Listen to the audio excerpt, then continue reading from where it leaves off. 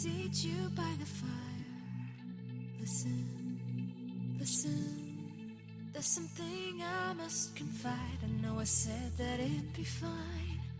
I know I made it look like it'd be alright, but I think I learned my lesson, and I'm not gonna let you out of my sight. You can call me killer, 'cause I'll bring you to the light. And it might taste bitter when you're answering to God. You can call me killer as you look into my eyes. Nothing but a sinner. You won't get away this time. You won't get away this time. You won't get away this time. You won't get away.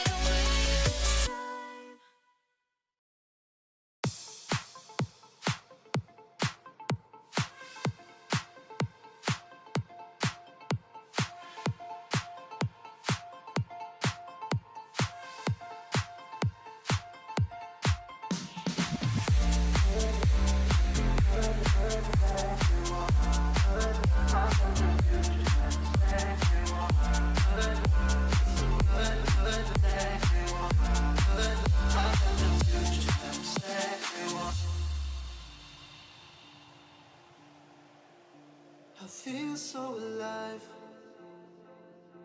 I've never felt this way before. It must be you and I. It's got me thinking about us more. It's these bright lights that put me in the days, and I can't stop but think about the way that you move around up and down on that stage. It's your future vibes. Bright lights that put me in a trance, so I feel like I can do it all. It's a good life that I really want. It's those future vibes.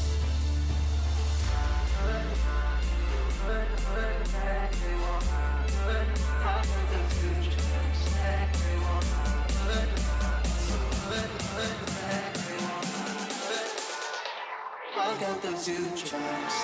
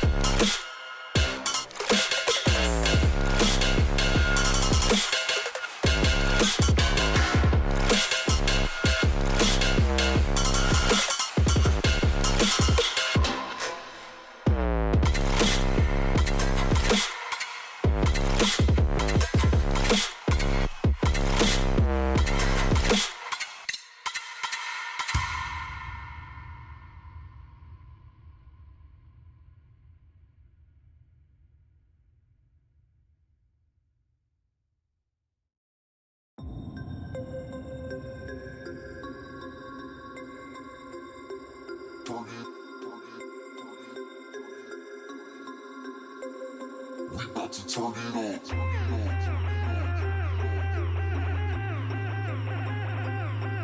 Turn it. We about to turn it on.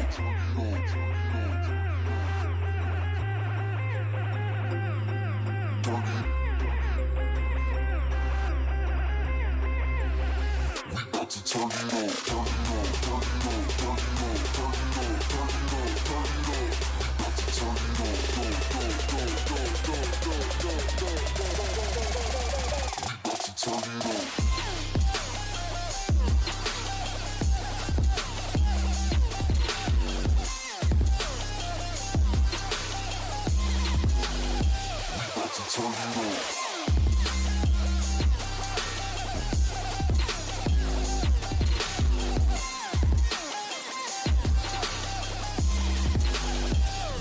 Turn it on.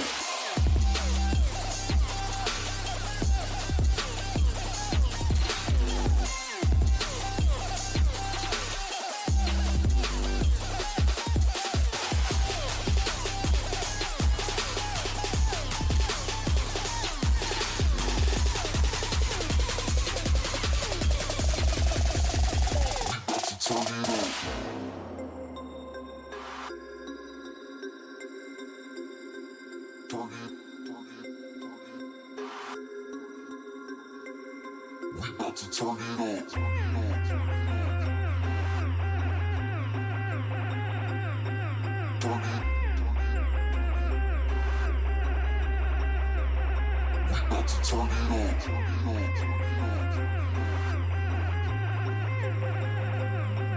Turn it on. We about to turn it on. Go, go, go, go, go, go, go, go, go. We about to turn it on. Turn it on. About to turn it on.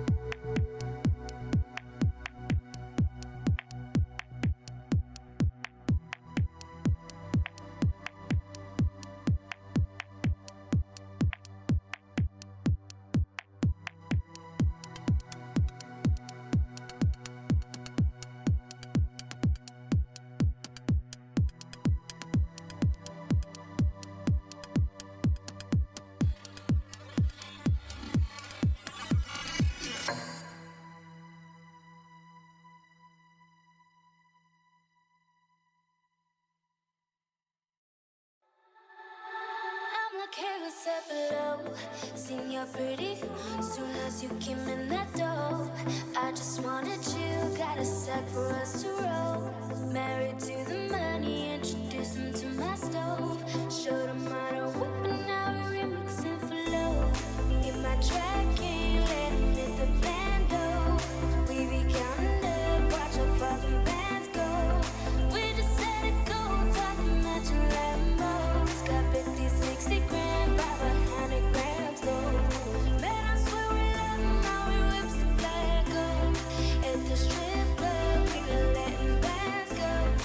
Everybody eating, we just cutting bands up. In love with the money, I ain't never letting go. And I get high on my baby. I just let them all get and fly on my baby, yeah. And I can ride on my baby. I be in the kitchen cooking pies with my baby, yeah.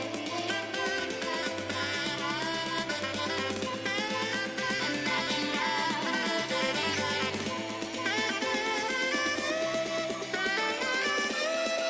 My track good with the bando.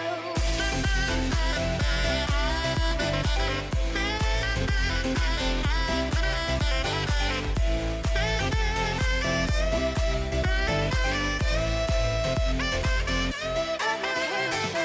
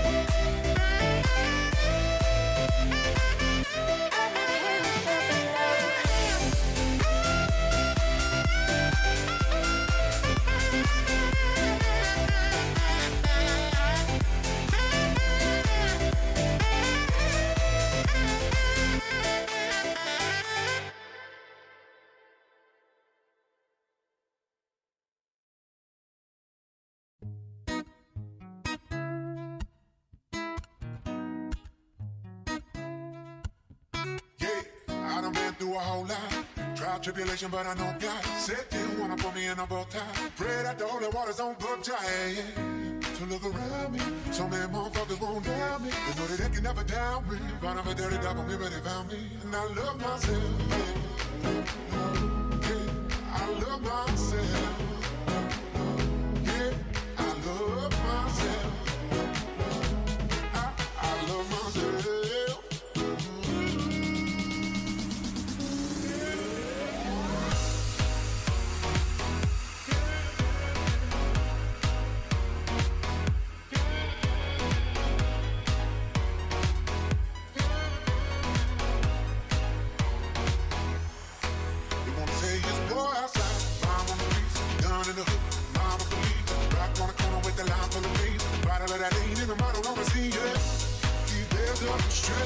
Y'all don't duck your rotation. I duck these professions, so we fight for probation. Dreams of reality on me. Blood steam in the face of the beast. The sky will fall down the wind will rock. Now the strong and used to smile. I love myself.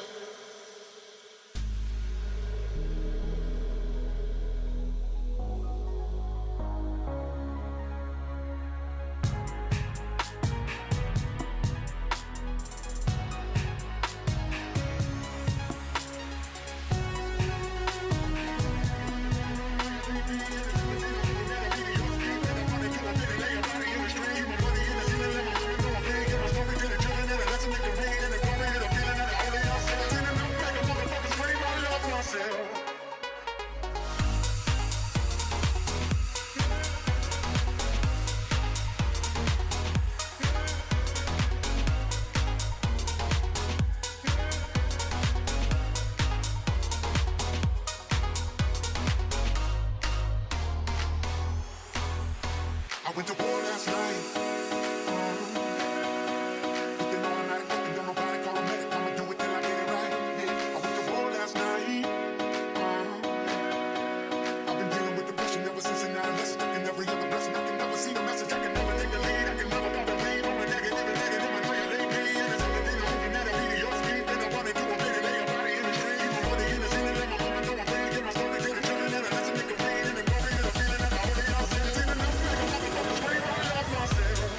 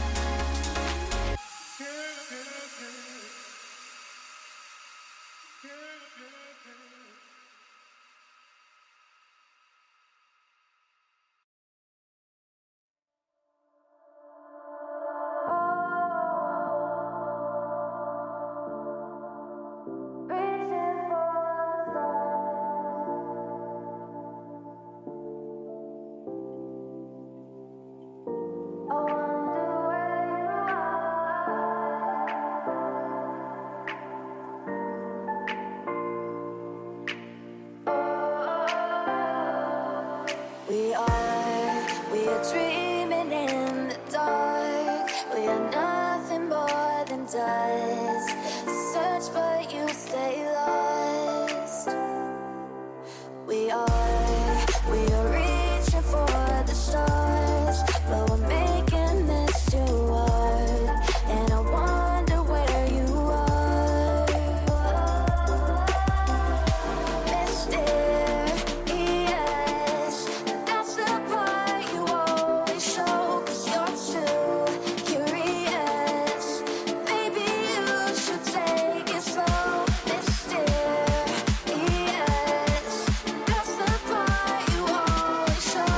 'Cause you're too curious. Maybe you should take it slow.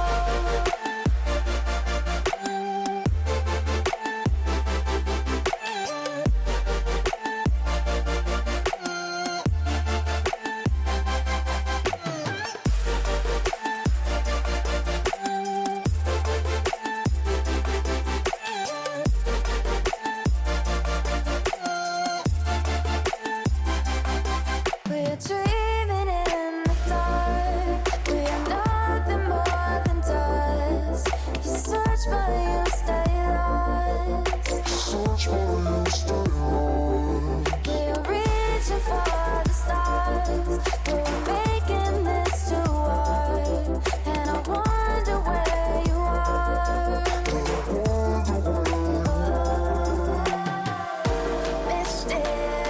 Mysterious, that's the part you always show. 'Cause you're too curious. Maybe you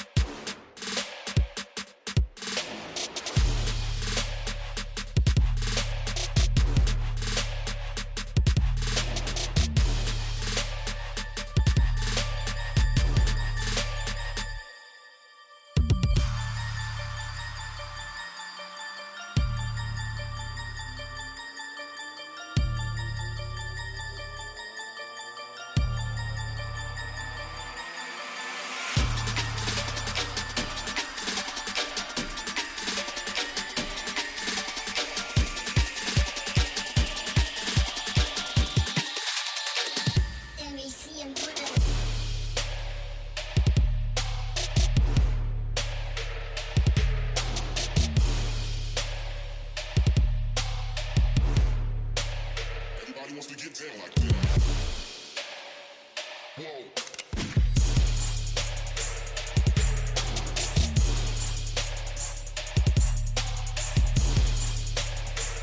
Let me see him put them.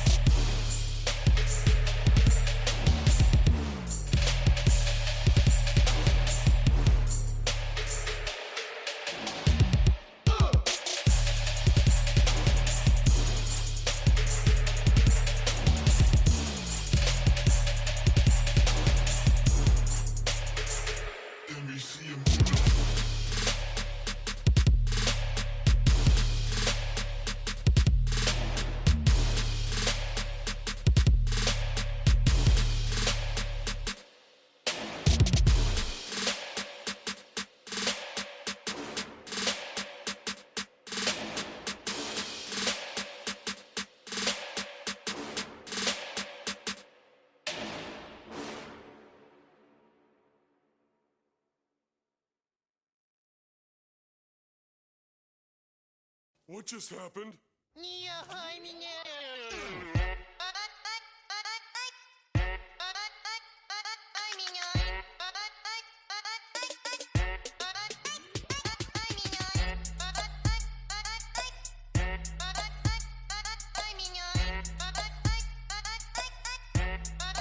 He makes me sick.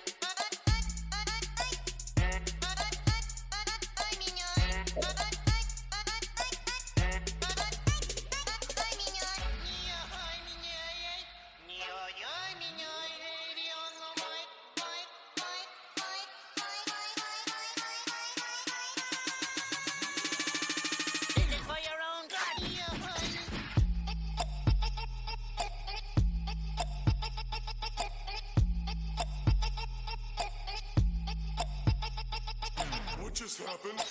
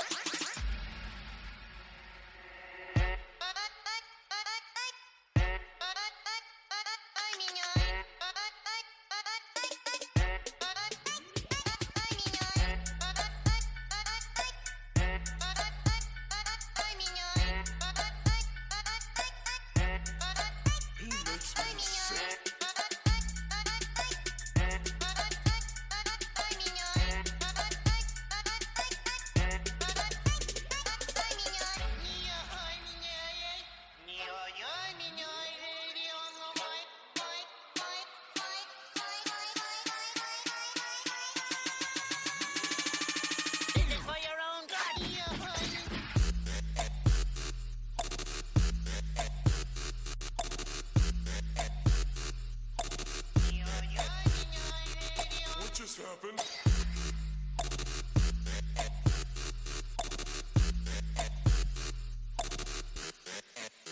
He makes me sick.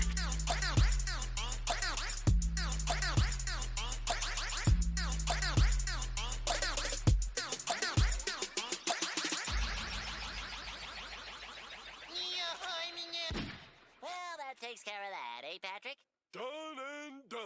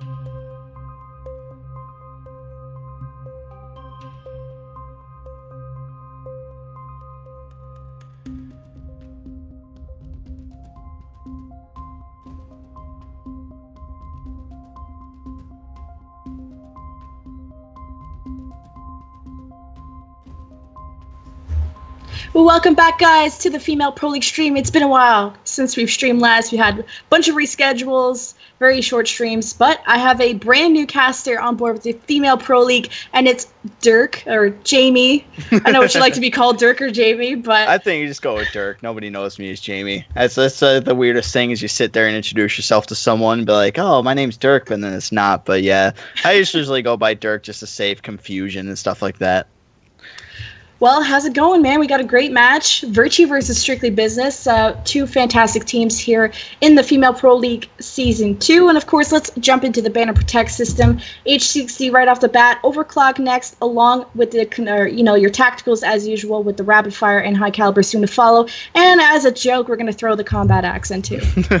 I love the Combat Axe there. It's going to change the meta so much. But, yeah, like we said, pretty routine other than just that Combat Axe pick. But, like you said, I'm kind of new to the Female Pro League, so it's going to be interesting to see what the ladies going to put on display for us. So we're going to see Classy. She's going to be taking the Tempest, and then Netflix and COD is going to be taking the Heat Wave there. So maybe looking for the two weapons and then the two specialist abilities. Well, I just want to call it. What do people usually call it? Not specialist abilities.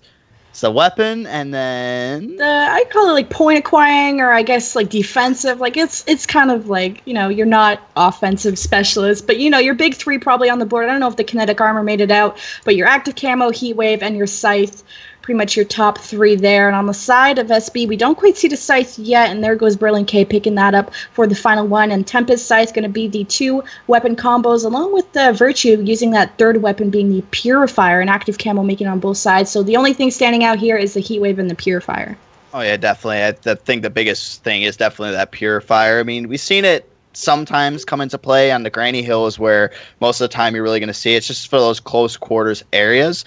So maybe look for just kind of it being effective on that hill. Maybe train on tracks if you're able to. Maybe hitting the wall run, then jump out with the Purifier, get some of those kills to allow you to push through on track. So that's going to be interesting to see how that goes. But like I said, on the team of SB, everything kind of just routine as it really gets, going with the two abilities and then the two weapons. So waiting for the players to edit the classes.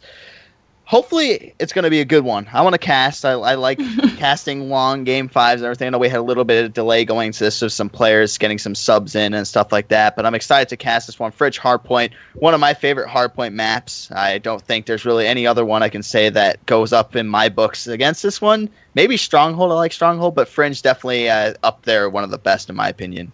I think Fringe is the most interesting to cast and probably play over as well. And just to note that Virtue are playing with a sub. I believe that's Miss Newbie Hero, or Noob Hero is going to be the sub for Virtue. And just to give you guys an idea of standings where these two teams sit at, Strictly Business sitting at a very powerful second place in the league, and Virtue are in 7th. So although the standings are quite different, it could go all the way. Of course, we both like casting game 5s. Virtue playing with a sub, however, I'm a little bit worried, but maybe this Noob Hero is not so much of a noob. Maybe she's actually more on the hero side of her name, but we'll have to see once this Fringe Hardpoint starts up.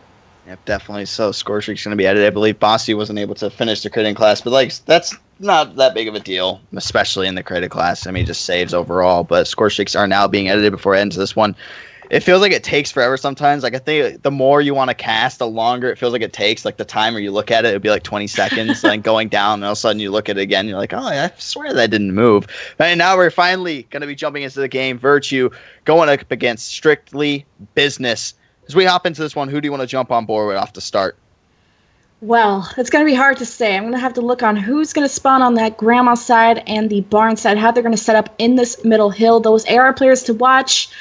Hard to say. I honestly forgot. I haven't casted over these teams in 2 weeks. I can't honestly remember who's going to be the AR players on both sides. But, no weapons were really targeted from what I remember in that Banner Protect, so expect those M8s to come out on both sides. So, of course, Bossy already having that M8 out for the side of Virtue. As long as they're actually going to be running 3 ARs on the side of Virtue, and the same setup here on SB, 3 ARs, and the sub player being Netflix and COD. And that team is going to start off on that grandma side, while Virtue is going to have that top barn spawn. I mean, interesting to see, how warmed up these players are heading into the first hill. I like the 3AR setup. I mean, it's something that we've kind of seen on Fringe especially, where it kind of works out, but usually you kind of want to favor 2 M8s and then maybe bringing out a Man of War, an HVK, something that we've been seeing pulled out a lot. But I'm on board with Bossy right now. She's going to pick up 1 kill here on the track. Simrock and the M8 going to have some attachments on that. Going to have the quick draw, Elo, stock, and the grip. So loading up her weapon here. So able to pick up another kill on a player, trying to rotate through tracks. Excellent job so far by Virtue, able to hold this down. I mean, it's kind of a side you don't really want. There's not really a favorable side on the first hill. It's kind of whichever you're most comfortable with. You see people kind of prefer that barn area, Granny's Hill, but definitely a majority of the map is going to be played on the left side by Granny's. I mean, I think we can both agree on that one is going to be the spot that you really want to hold down. Course, and that was a good break by Strictly Business earlier, coming through bricks, and Virtue had a good hold on the hill, and then I think it was Jesse that came through bricks, was able to get a couple kills there. Now Bossy's sitting on the hill the last 13 seconds, most likely going in favor of Virtue, but you see Strictly Business still fighting for that scrap time, and no huge lead in anybody's favor. Strictly Business going into the second hill with a small couple point lead. Let's see how these teams are going to set up. You're going to have Virtue spawning over in alley, and Strictly Business going to have that tin spawn, and also watching over this middle map to get cuts, but that first beginning time going in favor of Virtue. I like the play there by Virtue. They were able to get the pinch in, break the hill with the player who was sitting there waiting, and then they kind of did like a little switch, put that submachine gun player inside of tin, but she is going to be taken out. It's going to be Berlin K, and just like that, we're going to see Strictly Business pinch that hill, break it once again, but now the main focus is going to be coming in from tin as everybody from Virtue is spawning over by that Peaches area, so they're going to be stacking this one. They see all 3 blue arrows turning, trying to push into tin area, but they are going to be taken out. Excellent kills there by Classy and Cruz as they're trying to break into this, but Strictly Business not giving up without a fight. 3 players currently in the hill as the pinch does come in from this bricks side. Doing a very good job just kind of going back and forth contested, but Strictly Business getting some good time on that hill. Yeah, Virtue were still challenging Old Hill, getting the scrap time along with having those favorable spawns over for Grandma. So Breenade and Bossy trying to take care of this anchor position, waiting for those other players to come through that's track side.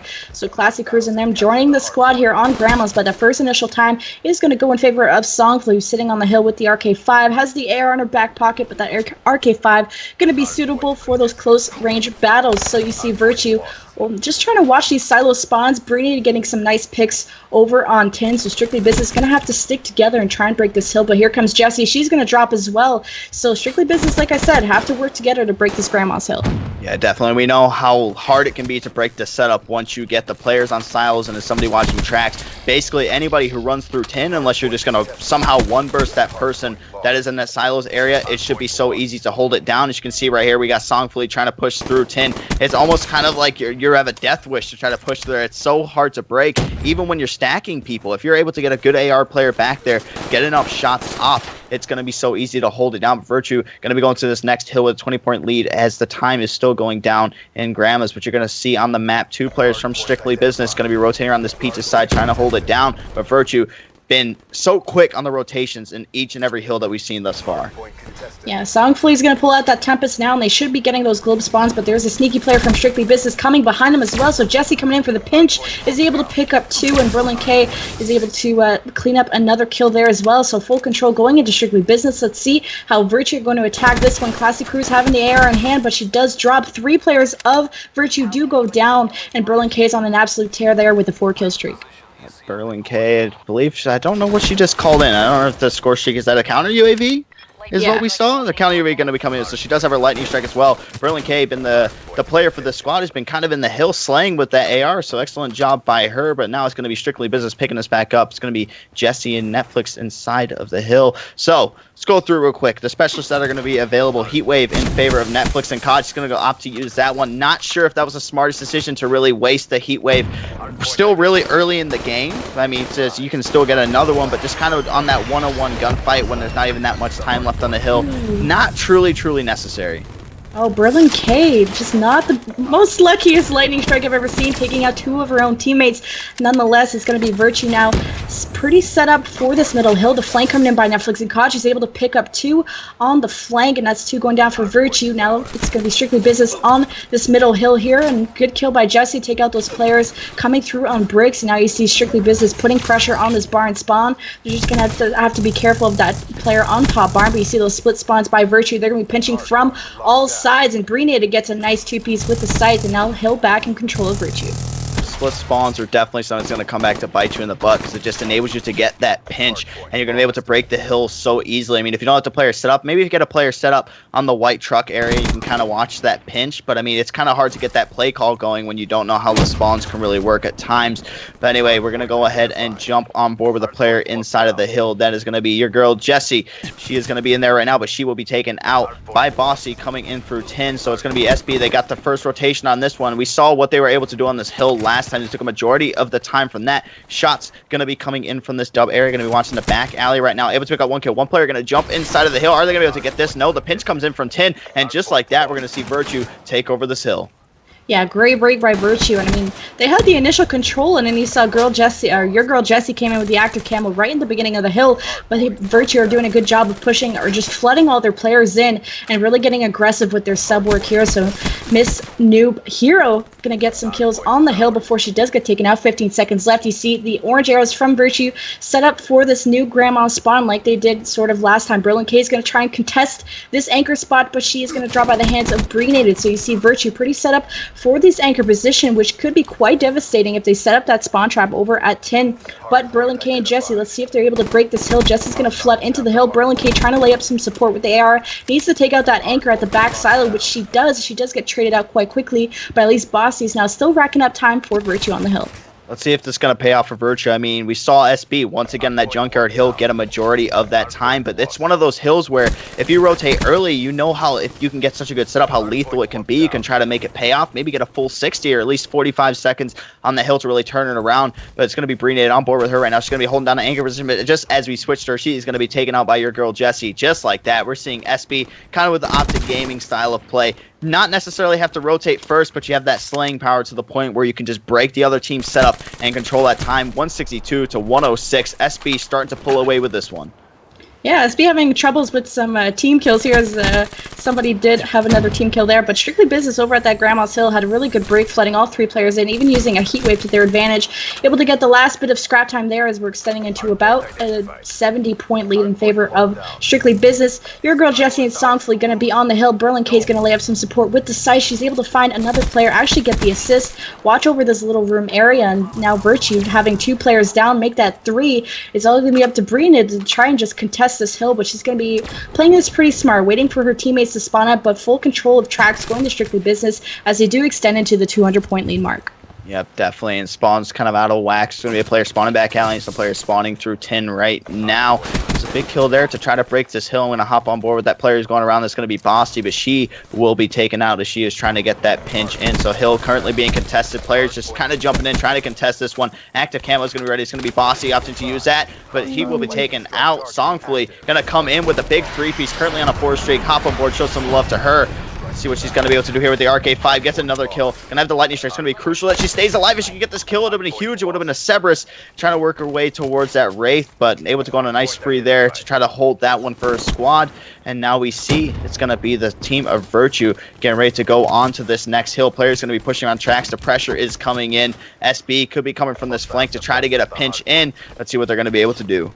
Yeah, Virtue just moving like a wall onto this hard point, but here comes the flank. It's going to be Netflix and COD. She's always the player to watch on Strictly Business that goes on these crazy flanks either through tracks or L-wall. She's able to get really disorientate Virtue and really screw up their gameplay here as Virtue. All 4 players are going to go down, and Songfully picks up the 4-piece, the ace on the other. Actually, not the ace. She actually team kills the 4th player there, being your girl Jessie. Nonetheless, Songfully's been getting these multi-kills that have really drastically changed the game around for Strictly Business, as now they do take full control of this middle hill. 17 seconds left. The Tempest is going to be coming in. I do believe that's Classy Cruz there on top barn, finding another player, make that a 2nd, and now rotations coming in to this alleyway junkyard area, and it's going to be Strictly Business once again with those early rotations. Yeah, I mean, and if you're Virtue, this is the hill that you're really to shut down Strictly Business. I mean, you get control of this hill and you're able to make those rotations like perfectly in tune to go to that Grandma's Hill. You have a good shot at coming back in this game, but I mean, like we say, we've seen Strictly Business go to work on this hill, but Virtue doing an excellent job so far. I just saw the kill feed just light up, but now something to pay attention to. Nobody is pushing through tin. As I say that, it's going to be an AR, but you definitely want your sub player inside tin. There's going to be 2 players pushing, one coming around, going to be taken out, and that was the biggest fault right there for Virtue, not having that submachine gun player in tin that could virtually make them lose the game on this hill.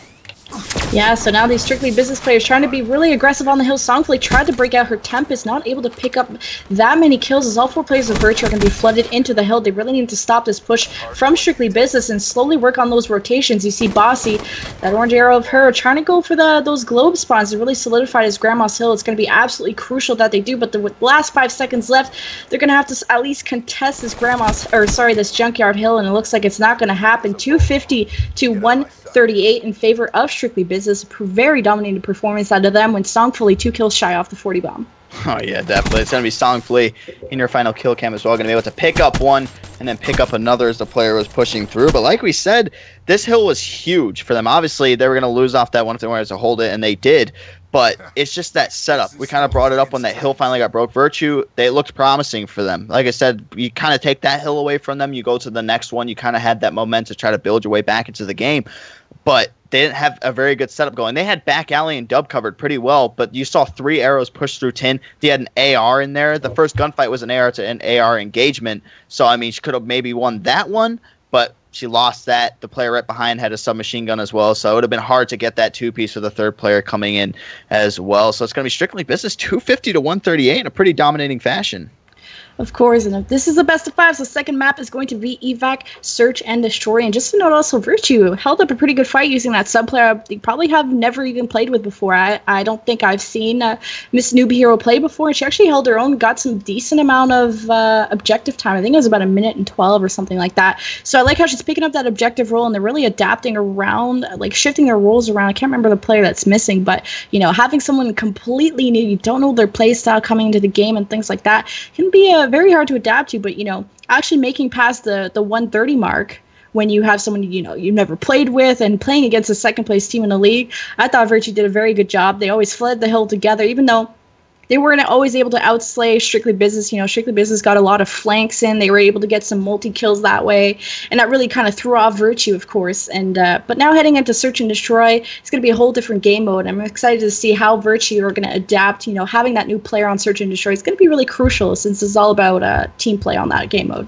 Yeah, definitely. Like you said, bringing this up to anything can kind of throw any team off, and we see it with the pros.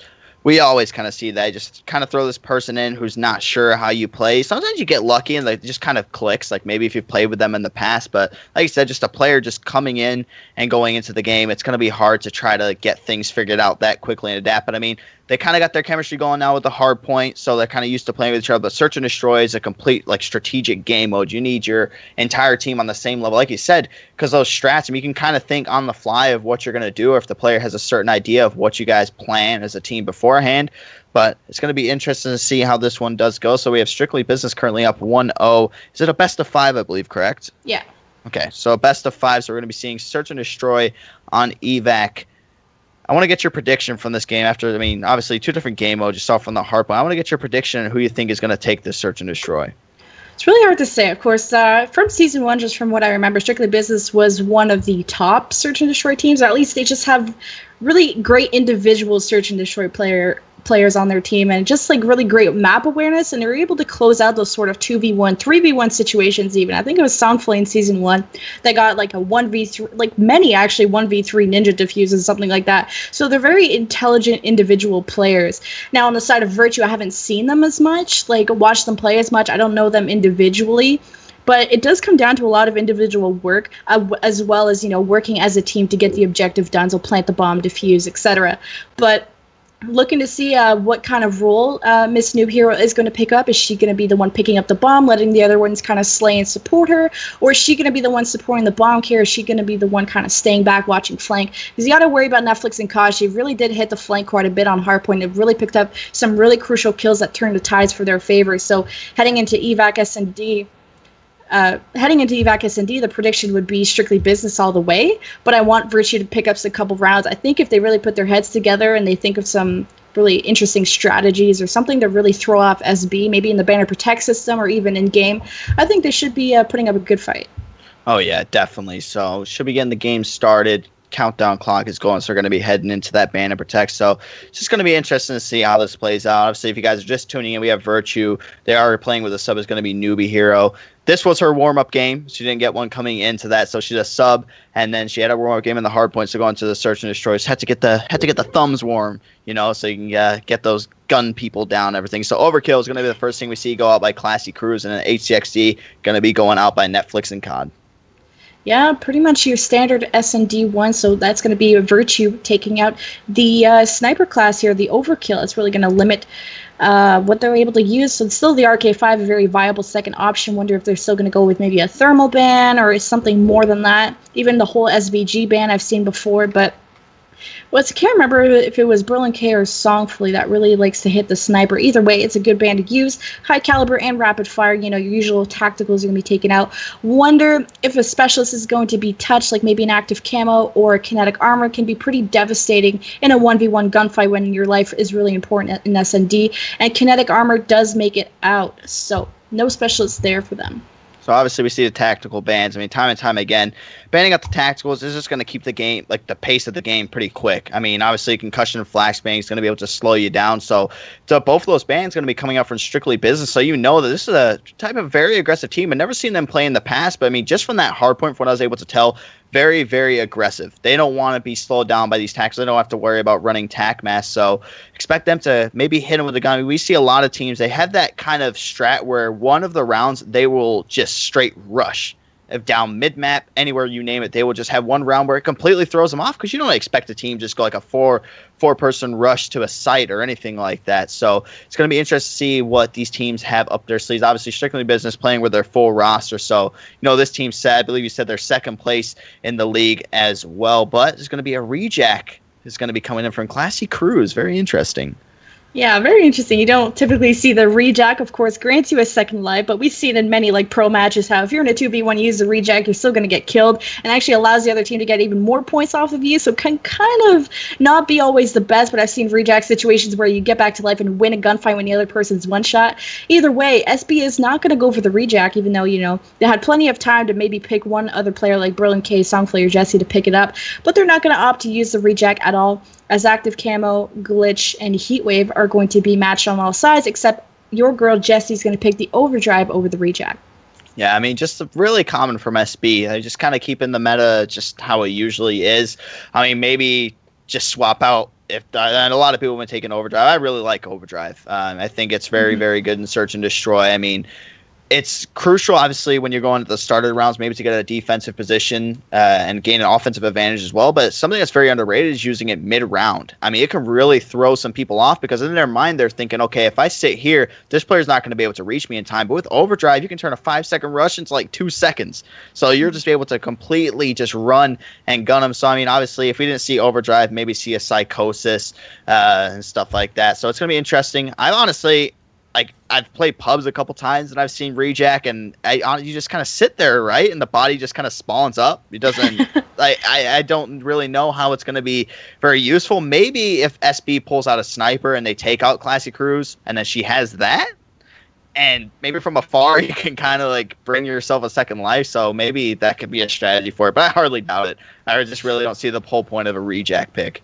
Yeah, I've seen like rejack be really clutch. Like if you're in a 1v1 and you're both super one shot, and the rejack player comes up and just gets like one bullet out and is able to kill the other person. It just like really sucks. But then there's rejack moments I've seen where, you know, they die and then they come back to life and die again, and it gives them twice the amount of points towards kill streaks, which are really important.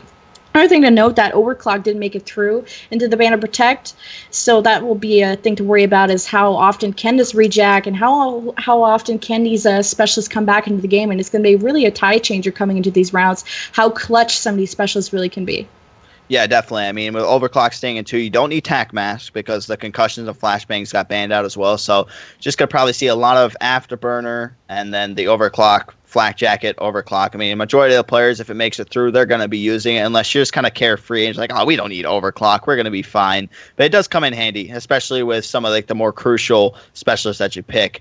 So we're heading into this one. It's going to be Search and Destroy on evac. I'm going to hop on board with the girls on SB, and specifically I'm going to go on board with Songfleet to start off this one. Not sure who the defensive and the offensive side is going to be, but she absolutely went huge in that hard point. 2 kills off of the 40 bomb. We saw so many huge kills with her inside of the hill with the AR too. I mean, you don't usually see your AR player kind of be playing inside of the hill as the offensive, but hop on board with her. She's going to be using a Man of War. Going to have Overclock. They're going to have Fast Hands as well as Anti-Up, and then Blast Suppressor. So no dead silence to that either. I mean, that's something common that we see in the RK5 in her back pocket as well. And on the side of Virtue, just to know, I think I see Bossy with double smokes and the SVG. And she has the thermal equip there as well. You have to watch out for her at the beginning of the round, see if she can get any important picks. Of course, First Blood can very much change the game. Being down 3v4 can really disorient your team of how you're going to push. Netflix and Con Friends rushing right down the middle, as you said before. These aggressive middle map pushes for the first round. Really going to throw out Virtue. Let's see how they're going to attack it. They have a 2-2 split on defense, and they're going to be heading towards this A-bomb site. They're at least able to get the first blood. Trades going in, and the numbers still in favor of SB as they're able to get the bomb down. Jesse going to be getting into a gunfight back here in that helipad area. Going to put down some shots, but not able to tag any. It's going to be Netflix and COD taking up Renee. So just like that, Classy Cruz going to be left alive in a 1 versus 3 situation. So she's going to be able to do a player laying outside right prone. It's going to be Songfleet and Sneaky there. So like I said, it's just you ban out those tacticals. You want to play fast, and you just kind of just like want to just run straight at him, get that middle rush. And it actually worked out pretty good because you saw nobody was watching mid-map. You had the 2-player split. You had 2 players at A, 2 players at B. So, I mean, it worked out in favor of them, able to pick up those kills. They traded 1 out and pick them up, but 1-0 in favor of Strictly Business from that one. So let's see what Virtue's going to have up their sleeve on this offensive side. Maybe something similar or just kind of your routine pushes. Yeah, and I mean, you got to always expect something crazy might happen like in the first round. And surprisingly, Virtue didn't have anybody watching middle map. Usually when I Like, usually when I like to go B, I like to kind of cut middle map and check that push, but Virtue are just going to completely take over this B bomb site, and they're going to have Netflix and COD try and go for a pick here, and Classy Cruz is going to be watching that flank. She's going to unfortunately push a little bit too much out, and she's going to be contested by 3 players of Strictly Business. And you're going to have Bossy head glitching the bomb, at least able to call out some of these players and escape through the staircase area and join up with her teammates. So this is a good situation here for Virtue with the bomb down 3v3. It definitely is, and I'm loving the plays that we're seeing from Strictly Business so far. I mean, we saw that the rush on offense and the rush on defense as well. Kill going to be going down. It's going to be Songfleet going up against Bossy on a one-on-one situation. Let's see what's going to happen. 13 seconds left for Songfleet to try to make something happen. The player is going to be spotted in the kitchen area. RK, 5 shots going to be going down. Not going to be able to take out the player. Jump around with the Man of War. Just kind of playing for those streaks. So she is going to be 50 off the dart and getting very close to that active camo as well. So it's going to be SB going up. Well, no, it's going to be Virtue. I apologize. Tying it up 1-1. Yeah, and I mean, Songfleet, the superstar here, 4-0, and of course, they had the bomb down, so I guess Songfleet didn't have enough time to defuse that one, but just surprisingly, Virtue had the bomb down and got even first blood, and it shouldn't even really gotten that close, but at least that last player from Virtue able to play the time, make sure Songfleet does not defuse it. So things all tied up, 1-1 apiece. Strictly Business now on the offensive side. Let's see if they're going to do that, maybe a middle map crazy push. No, they're just going to do the routine A bomb site push, and you see Virtue kind of reacting to that middle map push. They're going to send one there. Bossy's the only one watching over this A bomb site. She's able to get some shots in that player top glass, but Songfleet's going to be the one to finish her off. So first blood in favor of Strictly Business is Netflix, and COD is going to get the bomb down. Definitely. Songfleet has the dart active camo. A couple seconds away from getting there. Going to jump around the corner with the Man of War. Going to be able to pick up 1. Songfleet off to such a hot start. 6 kill streak for her, but it's going to be Newbie Hero, the sub, on the flank. She's going to be actually going back through the mid-map area, trying to wrap around. She is now left alone. Songfleet going to be able to take her out with the Man of War. Such a hot start for Songfleet. And I think she may have got her lightning strike from that kill right there, but we're going to see her with the Man of War. I mean, we know how much damage this weapon is able to do, and you see it on display right here. Noob Hero going to be taken out. It's going to be SB going up 2-1. I'm loving what we're seeing from SB so far. Yeah, 7-0, hasn't even died yet, and she's full streaks, I do believe, as well, along with her specialist, the active camo, so she's going to be pretty much indestructible this round. She has so much to work with here. Virtue now on the offensive side need to be wary that she's probably going to have full streaks, and if they need to be taken out in an open area, it's not going to be good for them.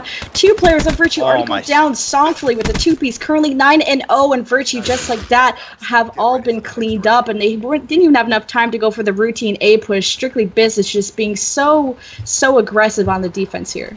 Yeah, I mean, you're Songfleet too. I mean, you're fully streaked out. You have your active camo as well. You can play so aggressive because you're not really playing for anything. It's not like you're going to lose your streak or lose your specialist. You can get so aggressive, and that's exactly what she did. She picked up 2 kills, eventually got taken out, but that was such a quick round too. And we're talking about the aggressiveness from the Strictly Business squad. I mean, it's kind of Virtue. They need to come back with the same aggression. I mean, you can't just let them control the tempo of the game, but now we're going to see a Shiva being taken out by Breenated. Let's see what she's going to be able to do with this. Going to spot 1 player at this top SOS area.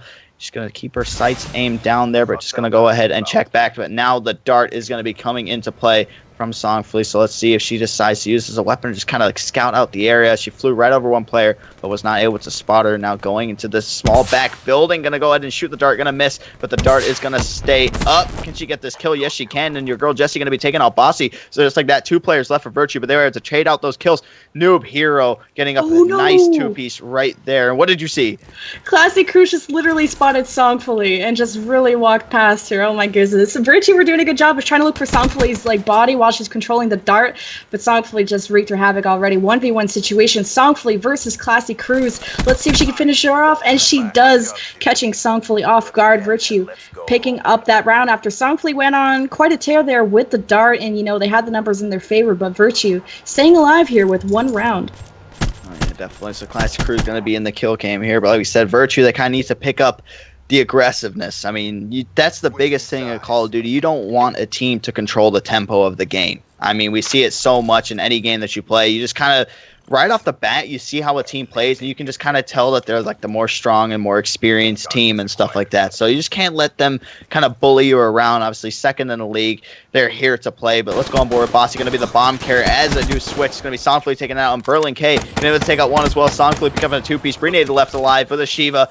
The aggressiveness from SB, I love it so much, but it's got to be the most frustrating thing playing. I mean, I know whenever I play UMGs or anything like that, and a team would play like SB is, I'm about ready to throw my controller because of how frustrating, because you don't expect it, and it's so hard to really combat it, especially on a map like this.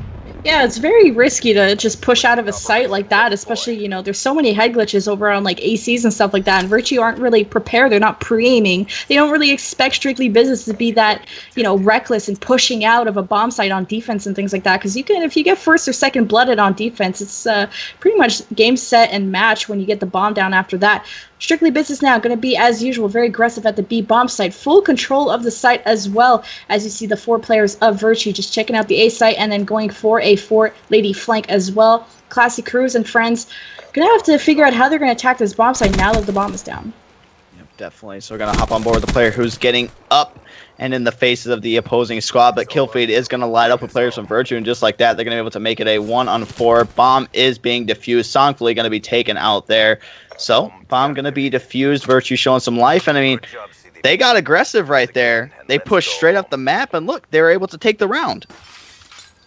And yeah, that's exactly what they need to do. Just pull a Strictly Business. Just do something really reckless and amazing like that. Like they did a 4-player push, completely gave control of the bomb site to Strictly Business, which kind of worried me. They had the bomb down, all 4 players up.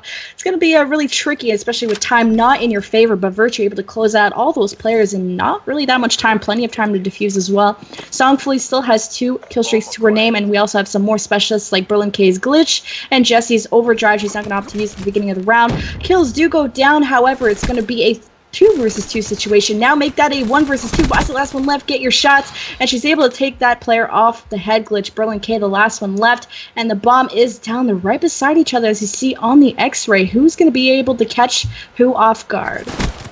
It's going to be Bossy taking that one. Hey, it's so funny because at the start of this game, you kind of saw Virtue like, okay, we're going to throw some strategies, like kind of play solo, but SB is like, no, we're rushing, we're going to throw them off guard. This game is really starting to turn into such a sloppy search and destroy game where the gunfights just all happen like mid-map, or every team is just sort of rushing. I like it, but now we're tied up. Virtue starting to claw their way back into this one. Tie game, round number 9. Like you said, specialists starting to come into play as we're getting to that point during the game. So let's see who does have it active. It's going to be Noob Hero. She has the active camo. Going to be Bossy with the glitch as well. Then Jesse going to have Overdrive, and Berlin K going to have the glitch. Netflix and Kai getting very close to getting her specialist as well. But we're going to see 3 players in the mid-map area, 1 player on that A site. With Classy Cruz going to get that team kill on Noob Hero. That could be huge and come back to bite them in the butt.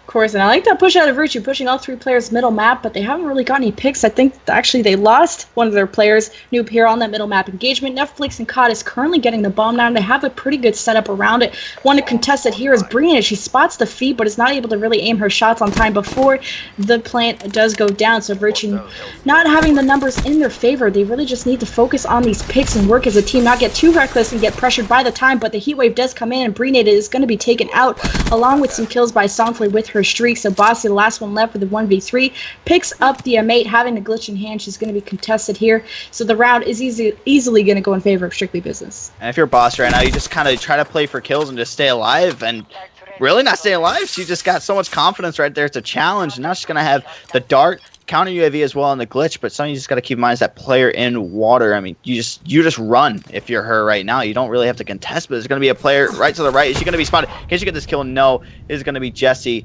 taking her out. So just like that, I mean, we saw the Hellstorm play coming. I don't know if you noticed it too. Songfully called in the Hellstorms, ran to the back helipad room, called it in, was able to pick up 1 kill of it, but then again, we see streaks so often being used. It's kind of like a recon thing. You're able to get so many call-outs with those as well. So it's going to be SB going up 5-4, trying to close this one out. And we're seeing another huge game from Songfully, 16-4 in Search and Destroy.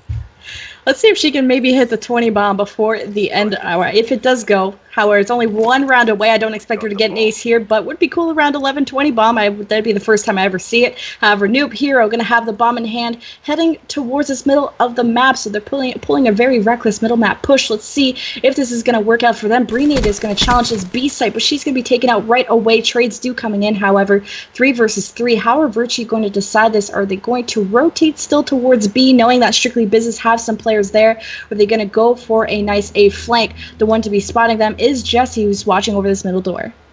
Virtue looks like they're going to opt to try to push that middle room, but it's going to be Jesse there with the AR going to be able to take out Bossy. So now a 2-on-3 situation. Noob Hero and Classy Cruz going up against Jesse, COD, and Songfully. Let's see what they're going to be able to do here. I would have really liked to see the play from Virtue, just maybe kind of playing it slow and forcing a rotation from SB to go to A. Then you hit that B site, but Classy Cruz is going to take out Songfully. So just like that, a 2-on-2 situation. Classy Cruz going to be able to take out another. The reject going to come in, and it's not going to do anything. Well, yeah, it didn't really do anything in that situation, of course, but we are going to a round 11. If you're Songfully, you're probably a little bit mad right now. I think she started the game like 12 or no, it was 7-0 or something ridiculous, 9-1, and now it's 16-5. We're going to a round 11. You have a player going off like that on your team, you expect that to be a 6-0 or a 6-2 or something very, very, in your favor. However, round 11, Virtue are going to get that offensive side. Noob Hero are going to have the bomb in hand. What kind of strategy are they going to pull in a round 11? So sometimes players do play kind of nervous or play a little bit more slow. Active camera going to be activated, however. She's going to go through this middle map, not spotting anyone yet. Would have liked to seen her use the specialist more in an engagement, but nobody there, and she actually turns her back and gets first picked by Jesse, and the bomb is currently down as well. And Songfully does have the lightning strike as well, so she did save that for this later round, so I don't know if she's pinged it yet or not. I'm going to stay on board with her. Going to be bottom SOS. Going to be one player. Sizik, who's going to fight if she wins this? And she does, but the reject going to be coming into play. And like you said, that's where it can come in handy, where like you're one shot, then that player regenerates at full health. So the reject actually doing something useful in competitive play. Shocking, to be completely honest with you. Shocking, and Virtue still have the bomb down in the middle of the map, so Classy Cruz and Bossy really have to work together and work on these picks. You see how kind of Strictly Business are kind of separated. Berlin K is actually going to glitch out of that sticky situation in a very actual favorable position, so sometimes glitch cannot put you in a favorable position. However, Classy Cruz is going to be picked off here. Berlin K in a bad gunfight, she does get taken out, but girl Jessie is there for the trade, and Strictly Business is going to take this round 11 win. Yeah, definitely. I mean, too close for comfort if you're Strictly Business. I mean, if you're Songfully right now as well, you're kind of, what's the new term people use? On tilt? Is that what they call it now? I mean, you drop arena numbers, 17 kills. I mean, but Breenade went 2-10 as well. So I mean, picking up a lot of it is like kind of like opposite. Everybody on SB, they did all right. I mean, you had 9 kills from Jesse as well, but on the side of Virtue, Breenade 2-10. The rest of the team just kind of picking up for her slack. I mean, it's in Search and Destroy. Honestly, if you're a player who's dropping that low of numbers, all you need is a couple more kills, and you're able to maybe like turn rounds in favor of your team. Obviously, it kind of goes without saying, but something to highlight from that game, we saw an excellent reject play come in, and it honestly could have been huge because Songfully, she still had that lightning strike, but she was not able to ping it or anything. So if you were taking her out and maybe got one other kill, you would have been set to maybe win that round in a 2-on-2. But it's going to be Strictly Business taking that one in round 11. So they are now up 2-0 in the series as we head to an uplink. Yeah, Infection Uplink is going to be the next map, but I just thought Songfully's kill streaks really just came in so clutch. I think she picked up kills with that, at least all of them. The Hellstorm, she able to pick up one, the one I missed because I don't have games down. The Lightning Strike, I think she pinged it. I don't know if I can't remember if she picked up a kill, but then the Dart also picked up kills. So it was very crucial rounds like that, but then you had Virtue went on that 4-lady flank the one time, and were able to completely destroy Strictly Business, who had the bomb down and everything. So very good rounds out of both squads. So if you'd ask me my prediction, which you might or might not, but Infection Uplink is going to be very interesting. Even though Strictly Business are up 2-0, I really thought Virtue are playing very well tonight. Even the round 11 out of Virtue, I think they're coming out of light. Maybe they're pushing this momentum into picking up the next map. I mean, definitely in a Search and Destroy where it's so team-based, oriented, chemistry comes into play and everything like that, they were able to take a team like Strictly Business to a round 11 with a sub. Uplink and CTF are going to be the game that's coming up if we do get there, but Uplink is just one of those games where I think you need more communication. Well, obviously you need more communication than you do in Search and Destroy and chemistry. I mean, you need everybody kind of clicking. You need everybody in positioning and everything like that as well. So that's something we have to keep in mind, and playing with a sub, like we've said since the very started this series with the sub, it's kind of hard to just kind of mesh well. If you get a player who knows what they're doing and knows what spot to be in, you just kind of give them their role, they can stick to that, you'll be fine. But I mean, Virtue, it's honestly, like, if it's me, a 6-5, I don't want to lose around 11. I'd rather get blown out than lose a round 11 just like that. So they're probably kind of beating themselves up on that. But if you're strictly business, you kind of get in their head a little bit with that round 11, like going all the way there. You're like, oh my goodness, I didn't know they were capable of this. Like, what do we do now? So it'd be interesting to see if they maybe change up the strategy for the uplink or if they just stick to how it's been. But I'd like to see a tactical protect from this Virtue squad. That is something I definitely want to see. Well, prediction not going well so far. Flashbang is going to be banned right off the bat, so Concussion's still available to maybe be protected, but the Overclock is going to make it out of the game. So both tacticals out, unfortunately. Rapid Fire and High Caliber soon to follow, but the Overdrive, the usual specialists out of the game. Maybe we're going to see the Active Camo or the Kinetic Armor touched once again, and the H6D making it out as per usual. But I'd like to see an Active Camo ban, or maybe another frag ban. I don't know if that happened last round. Didn't really change the game too much. Frags weren't even used in the hardpoint that much, and I don't see any pre-round nades that really change. But yep, frag makes it through this one as well. So in the Infection uplink, all about probably the most team-based game, I would have to say. So still the prediction in favor of strictly business, maybe making this a 3-0. When you're down 0-2 in a series, you're going to play a little bit nervous. You're kind of going to, you got a lot of pressure on your shoulders to not lose this map. And you know how aggressive strictly business played, let's say in the hardpoint. Even the S&D, they were playing very reckless. So if they keep doing that in this Infection uplink, they're going to rack up quite a bit of points. Yeah, you just kind of hit everything on the head. I mean, that frag ban too, I kind of like seeing the Semtex ban more because I feel like frags aren't as useful, especially in a game mode like uplink where you're constantly going to be moving around. That's just, I kind of just favor the Semtex so you can kind of get those kills of players in positioning, maybe get a lucky stick on the person who is carrying the drone as well. But I mean, EMPs are going to be in play, so that's something to keep in mind. And that's a kind of defensive strategy we see from a lot of teams. I know, especially in the CWL with everything, EMPs get bombed at teams who are very, very good at uplink, just to kind of slow them down a little bit, like the likes of FaZe, Rise, all them. You kind of bomb those EMPs, it really starts to affect them. Obviously, it's going to completely cut out their, what do you want to call it, electricity, in their body and stuff like that. But it really comes in handy as a defensive play. But, I mean, if you're Virtue, like I said, I really want to see a tactical ban because you're kind of just playing as SB's favor. You see them ban out one tactical, protect one. The next time you can, as quick as you can really be a game changer because then you force them to kind of change up their classes, put on something with Tac Mask, or if they don't do that, you make them pay for it. Anyway, specialists have been picked. We're going to see the Annihilator, Kinetic Armor, Active Camo, and the Heatwave, and Kinetic Armor, Psychosis, Scythe, and Active Camo. No Tempest, surprisingly, especially with the new patch that came out where the Tempest literally one-shots everything now.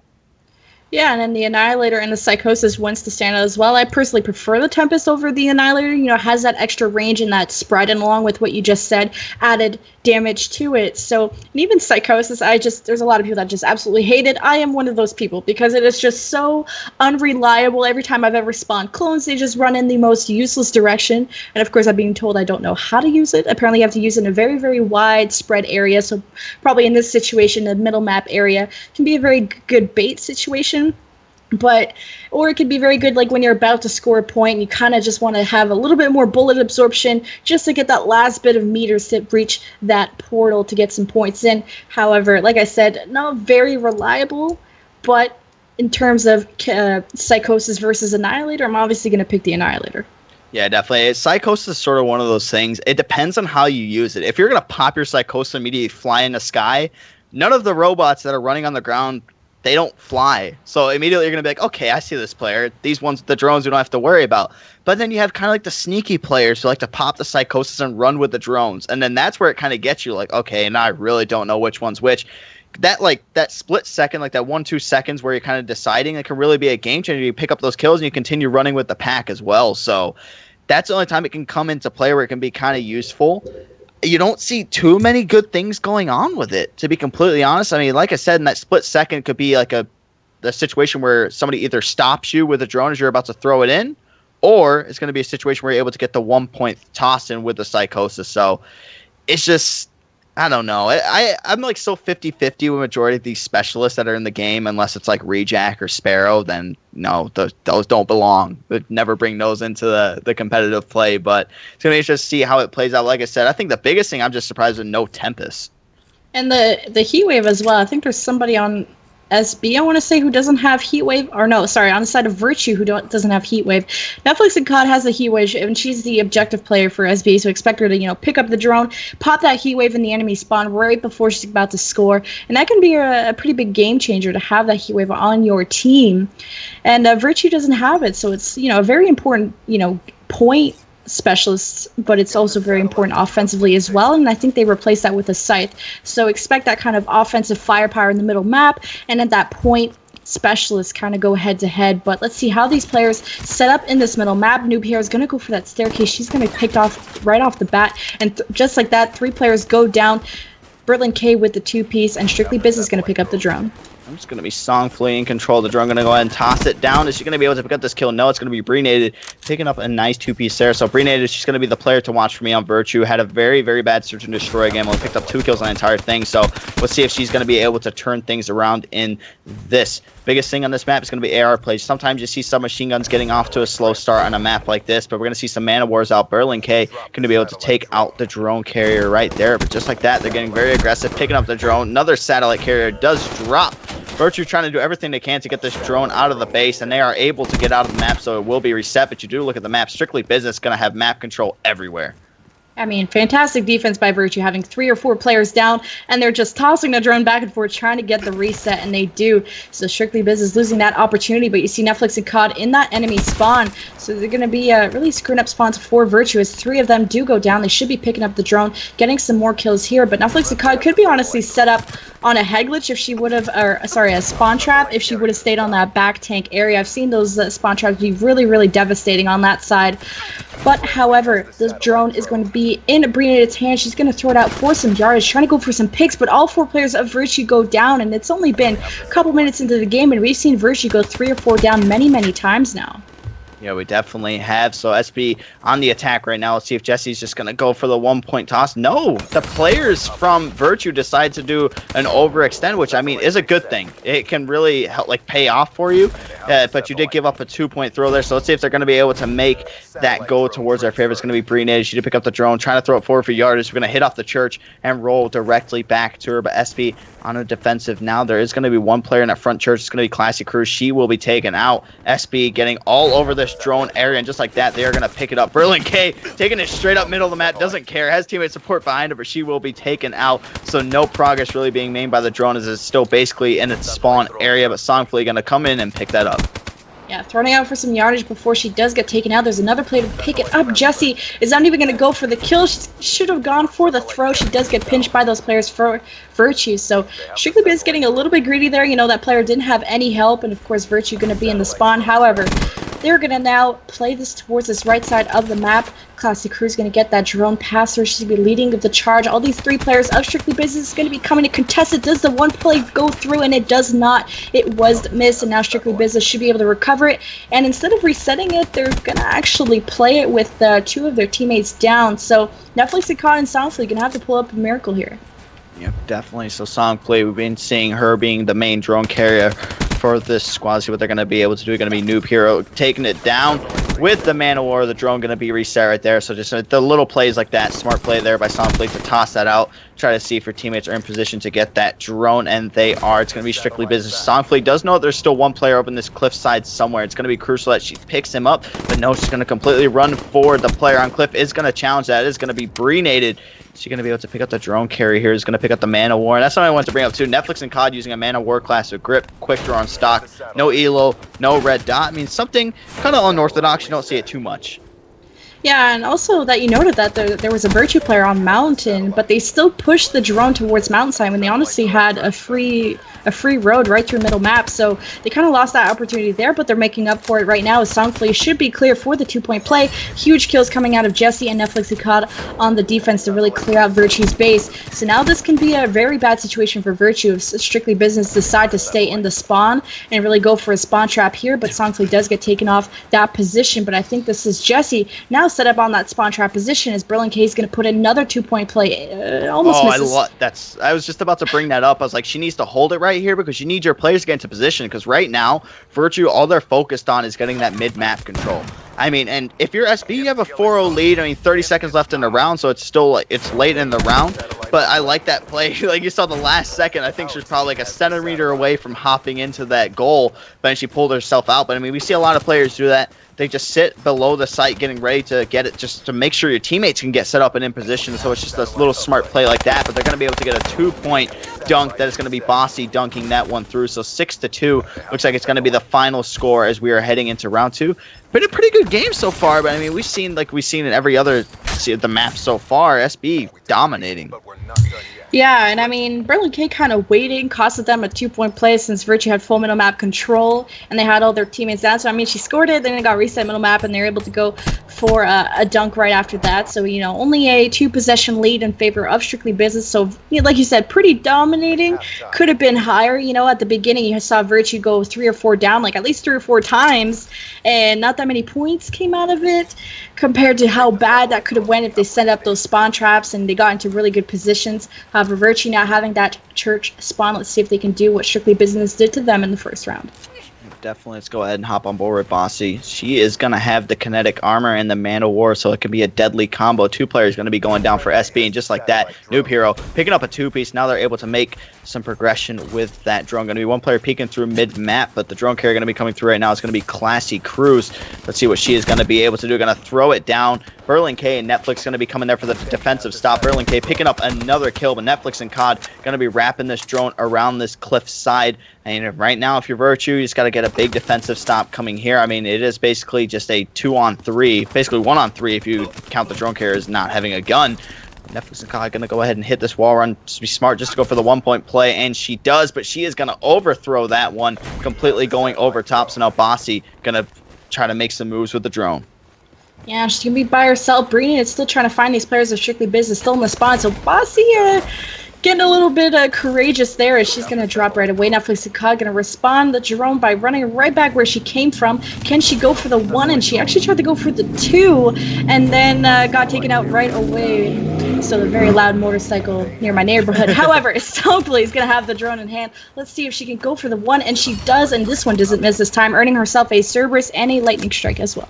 Again, another smart play. Just see, go for that 1. You're going to get your streaks as well. So now we see a Lightning Strike. Cerberus on a big map like this, maybe not going to be able to do much, but if you set it where she's setting it right now in this mid-map area, kind of get that control. Just have the Cerberus run around and do all the dirty work for you. But SB going huge, just being able to make 3 players drop every single time. Breenade going to be pulling out the Scythe right here. She's going to be able to pick up 2. Can she pick up the 3rd? No, the Cerberus is going to come into play too, shooting some rockets out. Jesse going to be in control of the drone. Let's see what they're going to be able to do. The defensive stop coming in by Virtue. Drone still going to be on the ground as the players are trying to fight positioning. Softly going to be taken out there. Netflix going to be jumping through. Can she pick up the 2-piece? No. Going to be taken out by Breenated. The Cerberus causing some issues. Let's see if an EMP class comes out by anybody on Virtue. Yeah, that definitely is going to be handy as Cerberus is in the middle of the map, being quite a nuisance for Virtue to get any sort of middle map control. Boss is going to open up with a 2-piece going towards his right side of the map. However, that Cerberus is just going to rocket Breenated right off the map. And now Boss is actually going to pick up this drone pretty much by herself. Can she at least get the 1-point play? This would be a smart move. Does it land, and it actually misses. So this has been 3 1-point throws that we've missed this game. And honestly, it could be quite a game changer if these would actually go through. And that was a smart play out of Bossy, pretty much being by herself. But, you know, missing these throws is kind of not helping your game either. Oh, yeah, it definitely is. And Netflix and COD going to be taken out. She was running with that drone. So Berlin K, and if you're SB right now, you just reached the 2-minute mark, you can just kind of waste some time. Just camp back, let your teammates try to slay out so you can get like a guaranteed 1-point throw. Some shaky shots going to be coming in from the team of Virtue. I believe that was Breenated coming out there. Did miss a lot of shots. Going to be crucial. Heatwave going to come into play. SB doing such a good job, and like you've been saying it this entire game, they've been doing such a good job at taking 3 players out like each time. How many times have we seen 3 skulls pop up for the team of Virtue? Yeah, way too many times. And, Virtue are trying to play some good defense here, but Strictly Business way too aggressive. They jump on the drone every time, and here the 1-point play does go through for Berlin K. And, more points going through for Strictly Business, but no time and no map control at all for Virtue to really answer back. And they've had some nice overextensions in round number 1, which got them their initial 2-point play at the beginning. But ever since then, they've barely been able to touch the drone. Bossy's been the only one really getting aggressive on it, but with no teammates near you, it's absolutely useless, not able to get anything done. Softly now on the drone, going towards this church side once again, going to possibly go for the 1, and actually her teammate's going to be taken out, those players from Virtue, so another 2-point play goes in, a minute left, and this is pretty much a done game. Oh yeah, it's definitely the ball game here, so it's going to be SB taking this one, then they're going to be closing out the series 3-0 with this win. Netflix and COD going to go ahead and get the beat down, and she's really the highlight player I want to bring out in this one. In Uplink, she's been doing such good work with, a class a lot of people you kind of throw in their hands are kind of like, how am I going to use this without a red dot or elo? Because it seems like it with ARs especially. How many people do you really see pull out an M8 with an iron sight? But she's been doing some work with the Man of War. She's really been the one when we bring up that they've been taking 3 players down at one time. She has been the majority of the time that's a player that's picking up those 2 pieces, and then somebody else picks up 1 to take those 3 out. So she's been kind of like my highlight player in this Uplink game, taking the thunder away from Songplay after she's had 2 beast maps in this series right here, but she's been able to pick up some huge kills, which kind of allowed them to solidify their point on the map that they're just going to really hold and dominate in the uplink. 11-2 in favor of Strictly Business. I was hoping for a much more closer series. The Search and Destroy kind of gave me hope, but this uplink was just completely blown out of the water. You kind of expected. Strictly Business, I think they could have went on a way larger tear. Like, if they were able to set up on those spawn traps I was talking about on tank, and, they had the option to, but then they really just didn't take advantage of it. Still a lot of points on the board, 11-2. And obviously, Songfully, can't even argue the MVP of the whole series, dropping 38 kills on Hardpoint. I think it was 17 kills on the S&D, and now the most amount of kills on her team with 27. Of course, matching Jessie, who also had a fantastic series. And all of them play so well together. I'm just pointing out stats, but as a team, very, very dominant. They kind of worried me in the S&D because I talked about how good of an S&D team they are, and then they brought it to around 11 against a team who kind of had that sub player. But Virtue played really well with the noob here and able to adapt and give her a role that she, didn't do too bad in, to be honest.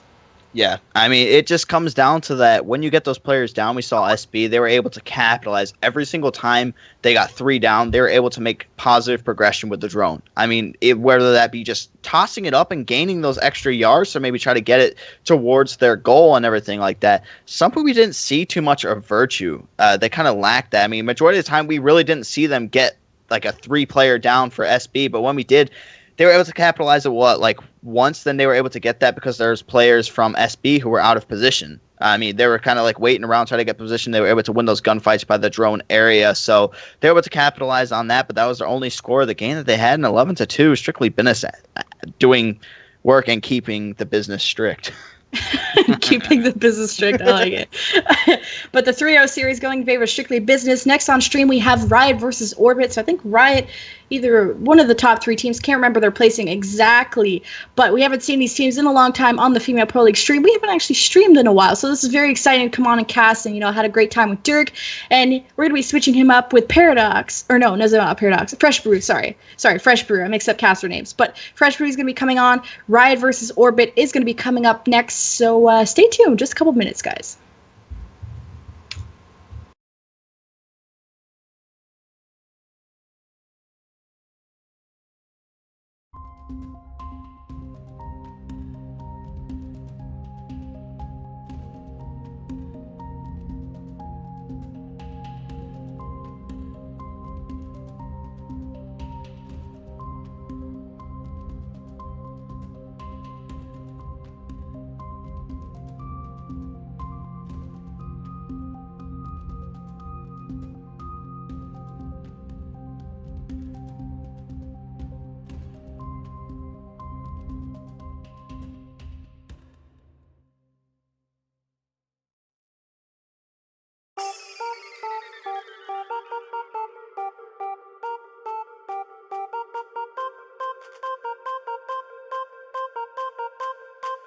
Preparado pra fuder.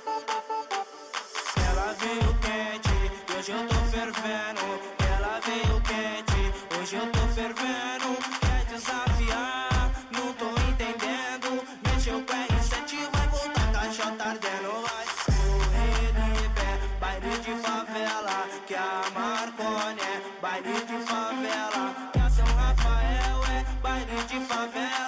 menor preparados pra fuder, que a tchota dela vai.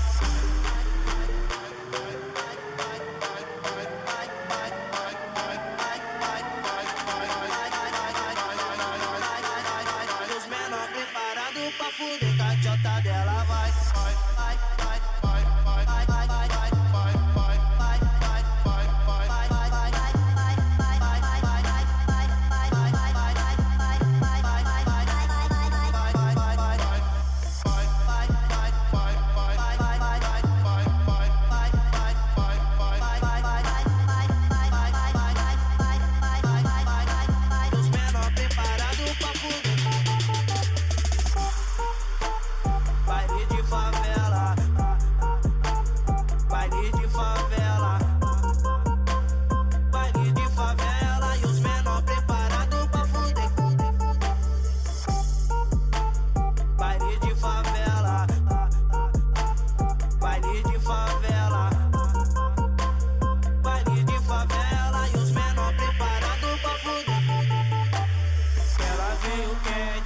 Hoje eu tô fervendo, ela veio quente. Hoje eu tô fervendo, quer desafiar, não tô entendendo. Mexeu com R7, vai voltar, caixota ardendo, vai. Correr de pé, baile de favela, que a Marconi é baile de favela, que a São Rafael é baile de favela. E os menor preparados pra fuder, caixota dela vai.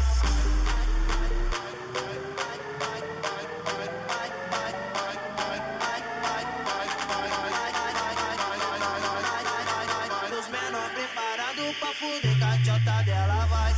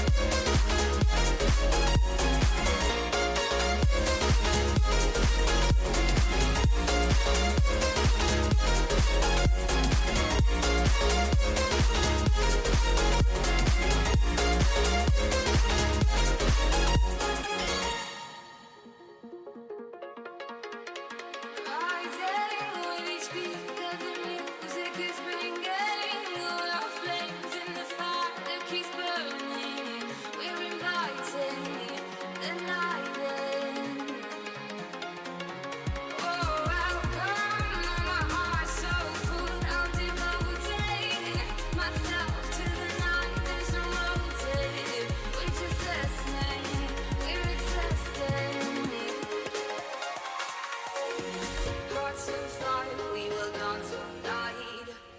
Young and free, we will feel the release. Eyes are light, we will see the dawn. We will stay till the picture falls. Hearts on fire, we will dance all night. Young and free, we will feel the release.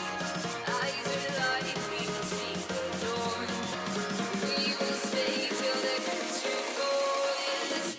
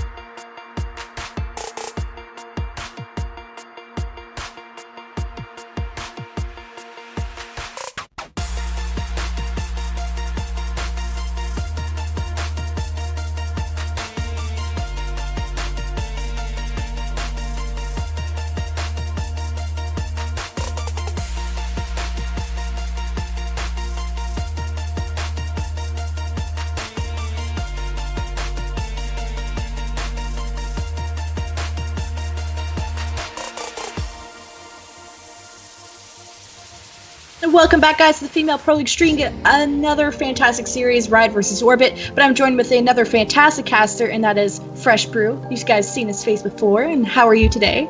Doing good. Excited to get to cast one. Yeah, right? And, Riot top team facing off against Orbit, another talented team. We're going to load up that banner Protect right away. Stronghold's going to be the first map. Yeah, so we see Rapid Fire coming out immediately, and then Overclock, two very consistent bans. I'm not expecting anything super crazy.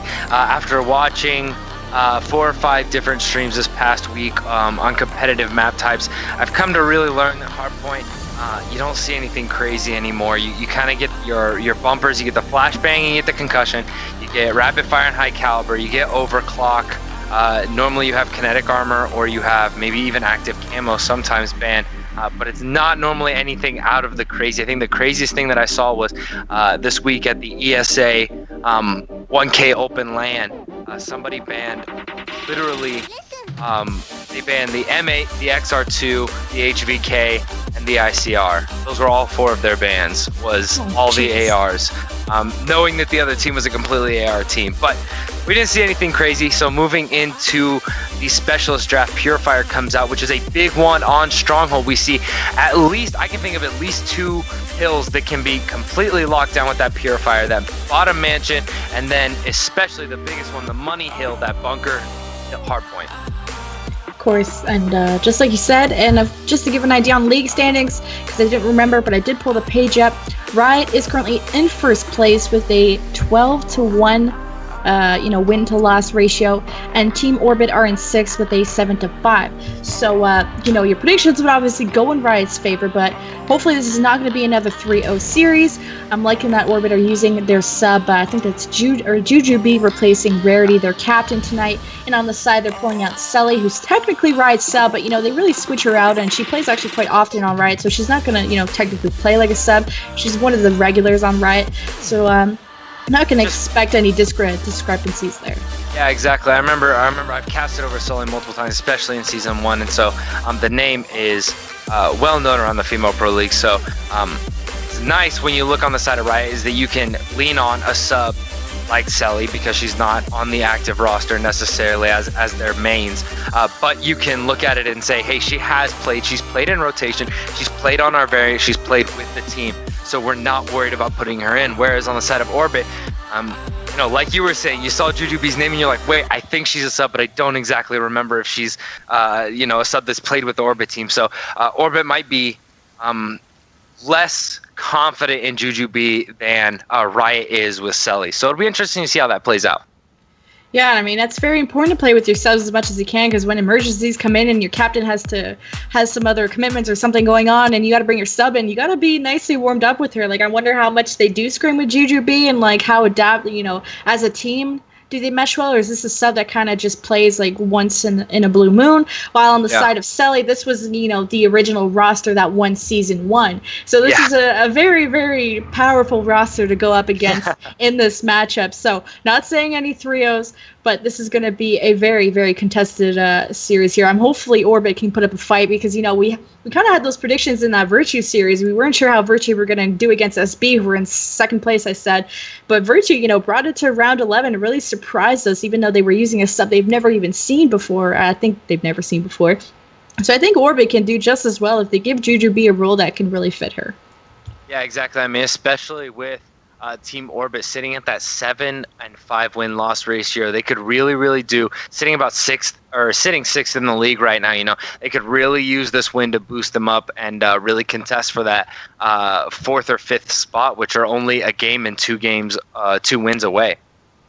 Of course, and now loading up the Stronghold Hardpoint. We've talked enough about the teams. You guys see the specialists on the board. Heatwave, active camos on both sides, Scythe, and the only thing really standing out is the Tempest and the Purifier. Like you said, Purifier comes in huge with the spray kind of range that it has on things like Money Hill and things like that. But the Tempest has that longer range and the spread ability along with the patch, giving it extra damage. So really 2 very, very good specialists to go up against. Let's see what everybody's going to be equipping. Riot's going to start off on that top spawn. Most likely going to run a lot of ARs on this first hill. You see Lethal Lady and Emmy's going to pick up that role. Wolf Knight with the sub on the side of Orbit. We're going to see a Man of War and a M8 out of Brit and Jujubee, and 2 subs being Megatron and Mochas. So I think it's a 3 M8 setup here for Riot with 1 sub. Going into the first hill, it's going to be interesting. Yeah, and I like for this side specifically on the map, because what you do is you set one up on top mansion to watch over into a half wall. You set one up on the BS&D head glitch, and then you put one in bottom mansion. Then you have your SMG just try to get into contest spot. And so as we see that, we do see Wolf Knight is going to be going around on the flank. Does get spotted out though, and rocks. So she's going to do what I was saying. She just needs to get in contest spot. Watching half wall now. Emmys is going to find one on that BS&D head glitch. Can she find the second one? She runs out, or she decides to reload instead. There will be one, and they Riot is now pushing out the spawns of Orbit. Yeah, and Orbit getting that first initial tire, and I kind of like that push out of Sully in the beginning of the game, going for that bunker flank right away. Of course, she did get flanked, and it kind of gives her team that 3v4 situation, trying to get on the hill. However, Lethal Lady is going to be in that contest spot you were talking about, along with Wolf Knight, who's going to be challenging up and getting some nice kills there. So 3 go down for Orbit right off the bat, and they're going to be able to pick up a little bit of time heading into the second hill. So 10 seconds left, scrap time going in favor of Riot. Let's see how they set up on the second hill. So those top spawns going to be huge here, and Emmys is going to be able to pick off that Orbit anchor, and Brit's going to be sitting on the hill. But with Riot having these preferable top spawns, expect them to be able to flood this a lot easier and be able to retake control. Yeah, absolutely. What a great play by Riot to make sure that they pulled those back parking lot spawns. But Orbit's putting up a huge fight here on this hill. They were able to take one down up top mansion. Mocha is unable to get the second kill bottom, but Megatron is coming in front door, going to just secure down, and Orbit does have the lead in this situation. Yeah, and I mean, Megatron's trying to do what she can on the hill. She does get taken out. Brit's trying to contest it as well, but here comes Lethal Lady with the 2-piece. Riot as well, just dominating this hill as they're just racking up kills on the kill feed. As you can see, Lethal Lady also 7-1. The lightning strike in her back pocket. 3 do line up for her, but Megatron is going to trade her out and also kill her own teammate. However, Riot is going to keep contesting this hill. They have just a small 5-point lead, but with Lethal Lady already having streaks to her name, this can be some pretty bad business here, along with Emmys, who's 175 off the counter UAV. Yeah, Emmy's getting a nice 2-piece there, and it's always dangerous in Call of Duty to line up like that 3-man, or 3-woman, I guess you could say, lineup on that doorway. Oh my gosh, Emmy's just turns around and gunnies her own teammate into the next hill, but Riot able to take control at the end of that last one. Very scrappy first 3 hills for both of these teams. And Emmys is going to throw out that dart. I mean, it's more slow of a kill streak to use, you know, and you have your body kind of chilling there, and it can be easily killed. Not can get as many kills as maybe a lightning strike and a hellstorm. I don't even know if she got a kill with the dart there, but good information to see where these players are coming from orbit, and very also easy kill streak to earn, very much lower than the other ones. Wolf Knight gonna pop that heat wave, able to pick up one, but she does get traded out. So Orbit doing a nice job of flooding the hill, but finally the hill control goes in favor of Riot as the lead change does go back into their favor, only by a few points. However, 10 seconds left. You're going to see those rotations to snow spawn, but actually Orbit are already there as Brit set up with the AR, able to pick up the face of Wolf Knight. Mocha also able to pick up a kill, so Orbit should be getting some good control here on this next hill. Yeah, and it's something that we don't see a lot. We saw Emmys and Wolfenite double hitting the anchor to make sure that they hold it down, and that's ultimately going to lead to early points for them and forcing Orbit to spawn out. We saw 2 spawn in Mansion, 1 spawned in Fire Pit, and 1 spawned closer to Bunker, as Wolfenite gets an unfavorable spawn thanks to Jujubee contesting. And Jujubee now has that Tempest out. She does spot 1 over back satellite, and she cannot get the hit on it, so that's going to be a big shutdown for Riot. 69-57, Riot still holding control. Yeah, and I mean, with the Orbit having initial control at the beginning, Riot had a fantastic break there. Now, Selly and friends should be getting this last 20 seconds of scrap time, but it's going to be huge now. Money Hill coming up next. You only see 1 arrow, and that's going to be Emmys rotating over for Riot, but she's set up on a nice hecklish, but she does get taken out there by Megatron. You see all 4 blue arrows of Orbit are going to be sitting on this next Money Hill. So how are Riot going to attack this? You have Emmys coming through this back bunker area, and you're going to see Wolf Knight and friend kind of go for a flank. So they have a pretty nice 2-2 pinch. Now let's see if this is going to work out. Yeah, I like this push, except the problem is that Jujubee is behind. Spots the first. Can she get the 2-piece? She does get the 2-piece, and that is a huge clutch by Jujubee to hold down these parking lot spawns for her team. Now we're gonna see she's gonna have to clutch up here. She does it. Emmys gets the 2-piece, but it looks like Mocha's gonna come in to go in for the kill. And is that smokes coming out in this bunker hill hard point? Yeah, I'm trying to find the player that has it. I think that's somebody from Riot, and that's going to be Queen Selly having these smokes in her back pocket. Also, fantastic 2-piece out of her on a 3-kill streak. Not anywhere near streaks, but Riot, fantastic break out of them, as you know, Orbit had all 4 players stacked on there. Queen Selly activating that active camo, getting some more kills to her name. Currently 125 off the lightning strike, so needs to play her life a little bit here. Gets 1 crucial kill, and this will be good for her. Orbit now just going to be focusing on those rotations, trying to solidify this middle map, and this is honestly not that large of a lead, 60 points and growing in favor of Riot, but Orbit need to get their head in the game and not let Riot extend their lead too much. Yeah, all of a sudden on these last 2 hills, we've seen Riot really hold control of spawns, and ultimately that's what's led to them being able to control these last 2 hills. And so we need to see Orbit needs to do a little bit better of making sure that they hold down spawns, as Brit is half wall with her scythe. She does know where these Riot players are coming from. She knows that there is at least 1 half wall. She jumps up, gets the kill. She then gets traded out. Queen Selly now on the heart, on contest spot. Spots 1. Lethal Lady does trade out the kill, and Riot now in contest. 2 players sitting down behind bar. She does spot 1. She spots the second one, but it's just overwhelming there. Now Riot still in contest spot. Just what a great use of overlapping their players onto this contest spot to make sure Orbit doesn't get that much time. Megatron, just fantastic 3-piece out of her, really using the smokes to her advantage. And honestly, that was Riot trying to put some smokes to disorientate Orbit, but they really just used it to their advantage to contest it as much as they can. And Megatron getting that 3-piece got them a little bit of points, but still a huge lead in favor of Riot heading into this second hill now. Mocha starting off with a head kill there on Selly, as Emmy's going to turn around, pick up 2. Mocha trades her off, but the kill's going in favor of Riot, as they're going to try and push these top spawns here. So they're getting bunker spawns, but the should rotate over to top spawns as Orbit now pushing through this bottom mansion area. Megatron's going to pick up a nice kill there along with Mocha, but they're going to be traded out quickly as Emmy sits on the hill. Lethal Lady at the top. So this is good control out of Riot. They really just need to get as much hill time as possible. Currently a 50-point lead in favor of Riot. Absolutely. Jujubee is in the right position to get some kills here. She does spot 1. Who is that? That was Lethal Lady that just walked in the door with her, practically holding hands, as Orbit is going to 4-stack onto the hill. And as Brit does spawn out bunker, and that means that she's going to have the opportunity to go onto the early rotation and try to get these back satellite spawns, which are oh so important coming into the next 3 hills. course. And I mean, Emmys is doing a great job as she does. I do curse her and she does go down. However, Lethal Lady setting up trophies on the next hill, Scythe in her back pocket. Going to be great to watch over this middle of the map. Also, the Lightning Strike in her back pocket. So Selly's going to join her on the hill. Riot going to extend this lead even more. Orbit trying to push through this bunker side, but they're both going to go down. So a failed push out of Orbit. Now they're going to have to take the time to, trek all the way across the map to even get close, and this middle map is just going to be heavily controlled there by, I think that's Emmys with the AR. So Orbit having a very long time to trek all the way to the hill, so this is extending Riot's lead even more. 24 seconds left. They honestly should be just giving up this hill and going towards snow.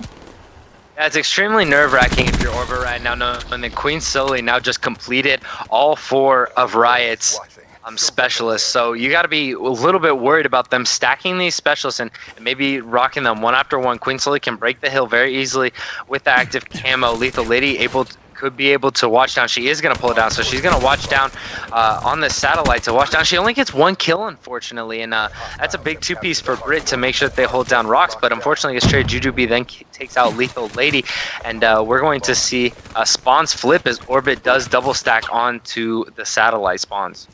And yeah, that's 3 going down for Orbit, and they're going to be flooding here together and along with Riot. So who's going to get these crucial kills? Emmys, Wolf Knight, and that third player from Riot are going to pick 3 off of Orbit. So they're going to have full control of the Snow Hill. And as you can see, Mocha and friends going to try and go through this middle map area, but they're going to be picked off one by one. Wolf Knight, Selly, and Emmys all over Killfree, Megatron, and Jujubee trying to do their best with their trades, but Orbit has not done much on the Snow Hill so far. Currently 210 to 114. Counter UAV also in effect for Riot as all those specialists were used, but you have Emmys with the Purifiers, so that's going to be really useful here coming up on Money Hill. Yeah, unfortunately, she does go down, and it looks like everybody from Riot did use their specialists on that last hill. And I have to say, an unsuccessful hill is Orbit did control a good, or can at least contest a good amount of that hill. Now, Emmys is going to target this dart right here, but Flak Jacket's going to be so useful. At least she's able to pick up 1, but great by Orbit to have that in her back pocket. But here comes that Purifier out of Emmys. She's just going to literally pre-fire this doorway, not able to pick up any kills yet, but it's going to, make it really reluctant for Orbit to really come through this doorway when the fire is right there. At least she's finally able to pick up 1, but this is just extending Riot's lead, and Riot are just killing time, only 10 points away from really closing this out. Selly's going to be the last one on the hill. She really needs to stop this break. Frags and Semtex is coming in.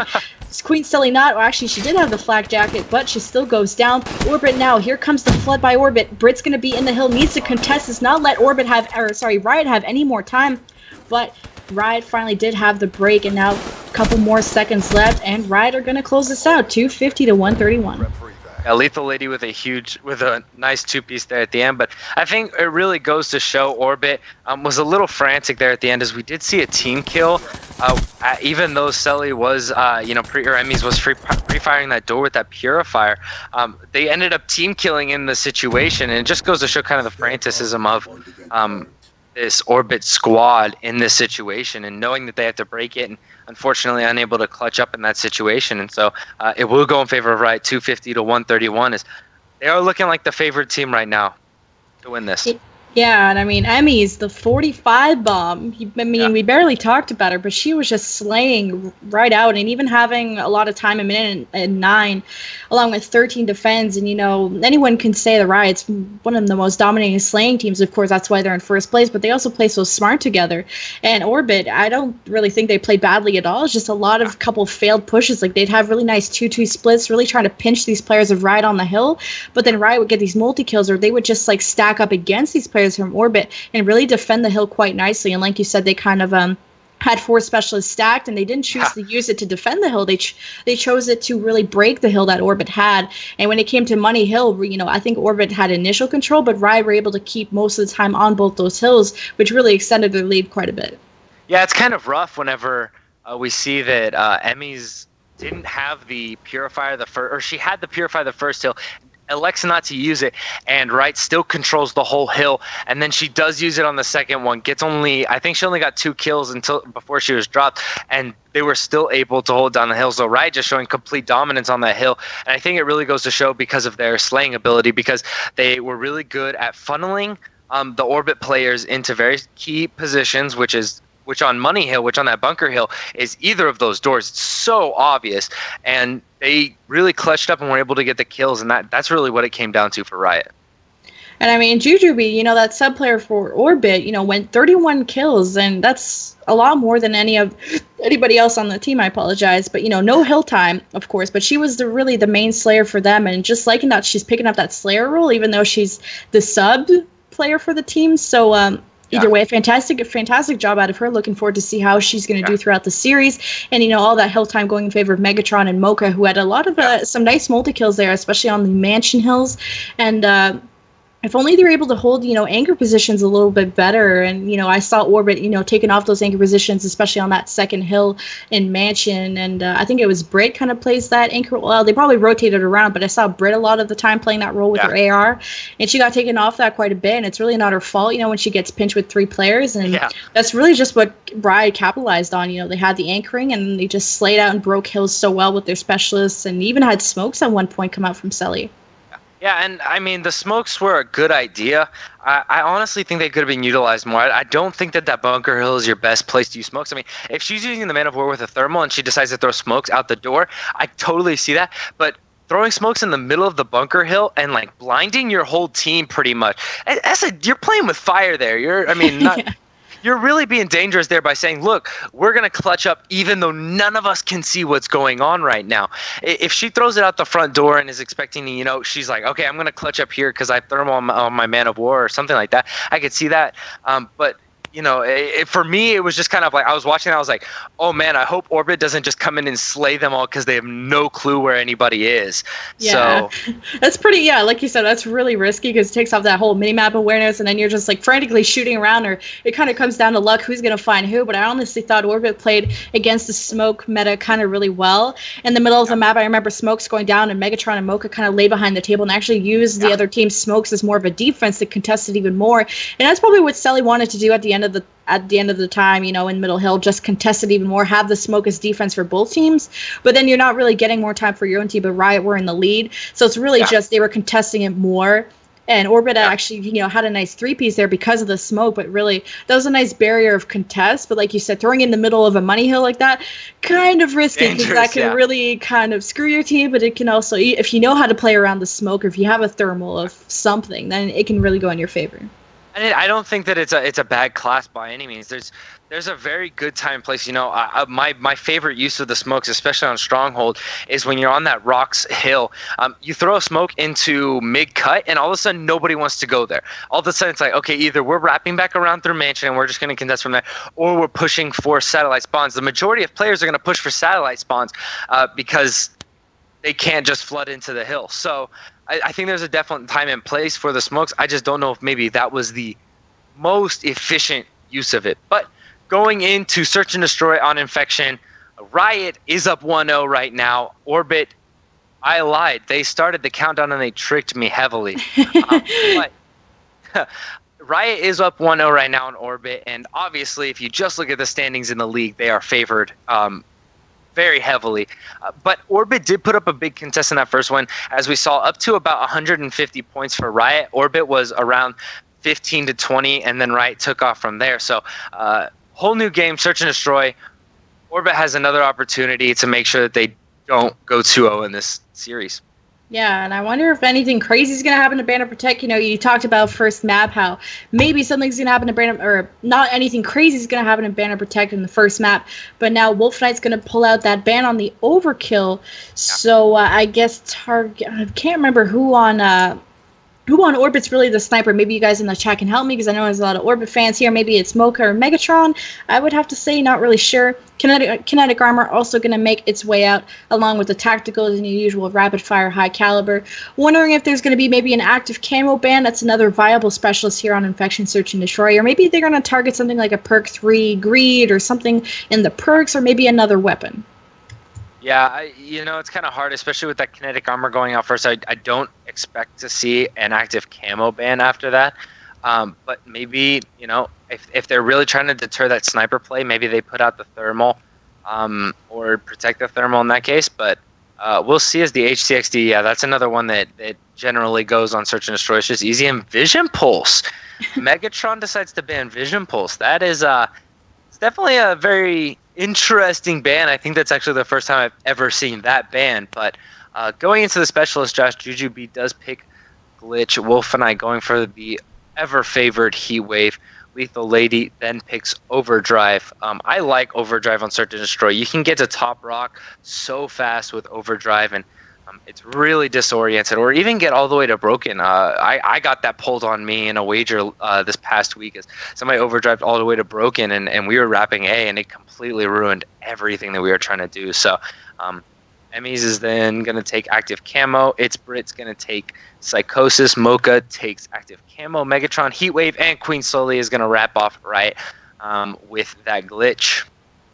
Yeah, so Overdrive and sorry. Yeah, I was just gonna say that Overdrive and Psychosis, you know, the two ones standing out for both sides, Kinetic Armor and Vision Pulse, interestingly, weren't gonna be chosen. But also Overclock is in the game, I do believe, so they're gonna be able to acquire these specials a lot quicker. And yeah, I'm a heavy Overdrive picker as well. That's the one I always use. I like to really use it on defense, just kind of get in their face and really throw off their whole strategy of getting a first blood, or even trading, putting this at 3v3 can really screw up the other team's offensive side. But Psychosis, totally not a fan of it. One of the biggest haters of Psychosis is just like, the clones sometimes don't want to behave like I want them to behave, or they'll be completely useless. And it's kind of like a 50-50 sometimes, unless you pop it in a really big open area. And apparently they can spread around and be a little bit more useful, but I'd have to go with the Overdrive over the Psychosis. Yeah, absolutely. I think Overdrive just... It sets up a really good round. It can be something that just sets up for a W on a round really fast. Whereas Psychosis, I think for me, Psychosis is like you're saying, is it's kind of one of those things. It's like, man, I'm not standing in the right place right now. Like if I'm top rock and I have my Psychosis, that's not going to help me at all go anywhere. Overdrive, I could probably pop it to wrap back around. I don't think I would ever do that, but I'm more viable to use Overdrive in different situations, whereas Psychosis, on bomb sites is probably the only place that I really ever use Psychosis. On this map, you possibly could pop it at either side's tank just to try to get a feel for mid-map, but other than that, I really don't like Psychosis. I don't think it's as viable as Active Camo or Heatwave or Overdrive or even Glitch, any of the other four for Search and Destroy. I mean, I wasn't too fan of a Glitch at the beginning of the game. I thought it was very random, and it kind of like you don't know really what you're going to get out of it. Kind of like Psychosis, it's not always going to be a win-win situation. I've even seen people like glitch off the map. Of course, Infection Search, you're really not going to get that unless you're around the mountain or the hill area. But I've likened how it's been used in Search and Destroy, kind of like getting yourself out of sticky situations. We've seen Berlin K in the last series use that quite a bit. And really worked out for her in every single, maybe she got really lucky with it, or maybe some people know how to use the glitch better than I do, but I always glitch in like the worst positions. Either I won't know where I am, and then I lose the gunfight, or, but usually used in a more defensive kind of to get away type of specialist. But let's see what everybody's equipping here so far, starting off that's going to be Riot here on defense. Wolf Knight is going to have her AR this time. Lethal Lady is going to be the sub player here. Selly and Emmy's ARs as well. And on the side of Orbit, all three players are going to have ARs, and Megatron's going to be the sniper here with the thermal. So no smokes in her back pocket, but she still has a thermal. Let's see if she's going to be able to get the first pick. Yeah, right on with Megatron. I'm expecting her to go up this top apartment and look over towards that tank, and it looks like she could get lucky and find one mid-map. If she looks, she doesn't. Preaims Church and is unable to spot that one player that did get all the way to the B side. So a very aggressive defense coming out of Riot very early, and they know that this is a B push. As Mocha, who has the bomb, eats 3 shots from Lethal Lady there, and is able to get away with her life. But just like that, Emmys is going to be on the backside, is able to get 2. Does get the 3rd there. Can she get the ace? She does not, and gets traded out by Megatron. Megatron now left in a 1v3. Oh, it's going to be an aggressive push out of Lethal Lady. I guess Megatron was not expecting that, trying to hide behind the tank, switching up her weapons. But, all 4 players of Orbit going to go down pretty quick in the round. Megatron, the only one to pick up a kill there, a trade on the Emmy, stopping from that sort of ace going down. However, very aggressive defensive round out of them, and that's really because Orbit, had that one sniper on the top Grandma's area, kind of, watching middle map, which is good, but then they didn't have as much manpower over trying to push the bomb site. Then you had one player from Riot kind of push out of the bomb site, get a pick there. So it really pushed Orbit back into their spawn. However, right now, on the offensive side, Emmy's bomb in hand, heading towards the B bomb site. You're not going to see as much of an aggression out of Orbit here, as Brit's going to be not even poking that rock area. And no one's going to be even head glitching the bomb. So really, Orbit are giving full site control to Riot here. Oh, absolutely. All the intel. I mean, at this point, because of the way that you spread, I like this nade out of Megatron. Does she get it? She doesn't get anything with it, but the bomb already goes down. But what I was saying was you kind of get the idea that they all went B with all of the control. What a great shot out of Megatron, but does get traded. It is now a 1v3 situation as just Brit's left alone, and she does get traded by Lethal Lady. And Riot showing dominance in the trade department. Yeah, I mean, Riot were nicely set up. I don't agree that Orbit should give up the bomb site. Either poke rock and kind of call out the push coming, have someone, probably either set up on the head glitch or even the stairs area, trying to prevent the bomb from going down. And, Riot had, I think, 4 or 3 players up when the bomb went down, and easy to set up on the one side, and that's how they were able to pick off the rest of the players of Orbit. So, 2 consecutive rounds for Riot. Let's see what they can do on defense, but let's hop on board here with Juju B, bomb in hand. B site once again out of them, and Riot's not going to be too aggressive here, as Queen Stelly's not even going to be on that rock to watch over that mountain area, but Lethal Lady's going to be at that bomb site. She can take some shots in the back, but Megatron's going to be the first to fall. Good job by Orbit to be aggressive and make sure that they clear out this bomb site to get the bomb down. Putting Riot on the defense now, as we do see 2 go down for Orbit, and this could be a very quick round.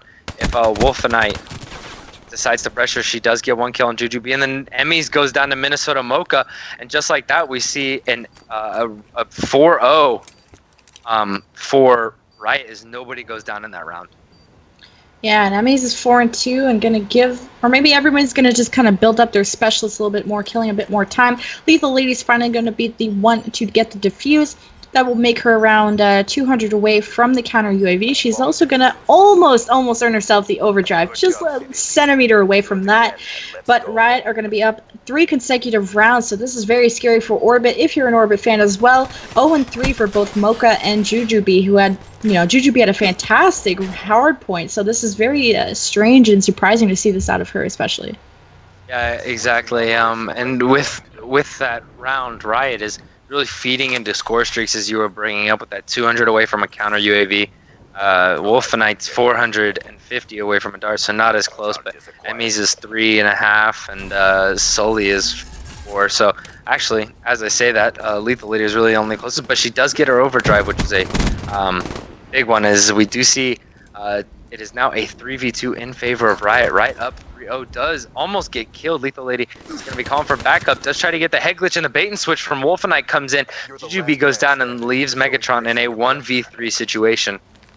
Yeah, she should really try to work on preventing that bomb from going down. Obviously, it's too late now, but she might just be there's not really point of playing her life either, but I guess you don't want to really feed streaks to anybody, but she's going to feed Sully actually some more streaks as she hops out of church and gets her head blown off there. But right now, 4 consecutive rounds. We do not want to see a 6-0, of course, but that's 2 players from Orbit who still do not have a kill, and a total of 4 kills just in Orbit's favor alone. And it's just hard to say. Like, they've just given up a lot of bomb site control, and Riot just have better setups on offense, to be honest, and they're able to really take control back on even when the Orbit gets the bomb down. So Lethal Lady overdrive, not going to actually use it this round, and 75 off the counter UAV. Should be trying to work towards that, but Mocha bomb in hand, heading towards this B bomb site. They're going to be watched over by Wolfenite, watching over this mountain, but there's a player here on the head glitch. It's Lethal Lady, but she loses that gunfight to Mocha. Jujubee is also going to be traded out, so 3 versus 3. Mocha not actually getting the bomb down quite yet. Yeah, Brit is over at Broken and does get shots put into her. She does almost get the turn on. Mocha does get the bomb put down, but is traded immediately, and just like that, Megatron is left in a 1v2. 1v1 now. She gets the 1 burst with the RK5 in the head, and is just going to back out, and I like this play. She knows that this player is over B-side because she got a hit marker into her. Does see that the player is defusing, can't get the shots off. Is Wolfenite going to be able to get the defuse, and the Ninja comes in? Is it a Ninja if you see her do it, though? Like, I'm not sure. However, Riot are up 5-0 after that defuse. That should have not gone down at all. But 5-0 for... such a risky play. I mean, I agree with the Orbit player to stay over A side until you recover and then push back mid-map, but it's such a risky play on the Riot player to just immediately drop down as Lethal Lady in this round 6 is going to overdrive straight up to top rocket. Oh, it's not. It gets caught on a rock, and I don't think this is going to be the round that they wanted for that overdrive, so it is nulled as 2 players go down from Riot immediately, so that overdrive wasted. Wow, look at that aggression out of Orbit. Wolf Knight, the last one left, and they're all going to be taken out. You know, finally, Orbit showing some life here. No 6-0, as they're able to show a lot of aggression here on defense. We're literally just picking off all those players from Riot, and also that Riot player, you know, had that overdrive and got stuck on the rock, so actually didn't even give them an advantage at all, as Orbit were already ready on defense as soon as that overdrive player got there. But if that overdrive player would have, you know, got where she wanted to be, she probably would have stopped, or at least, you know, really thrown off that push from Orbit. However, nonetheless, 1 round away still for Riot to close this out. Now that they're on defense, they have a little bit less pressure on their shoulders to get the bomb down. But look at this play out of Orbit, heading towards the safe side, the first we've seen this series. Oh, this is a fantastic play by Orbit.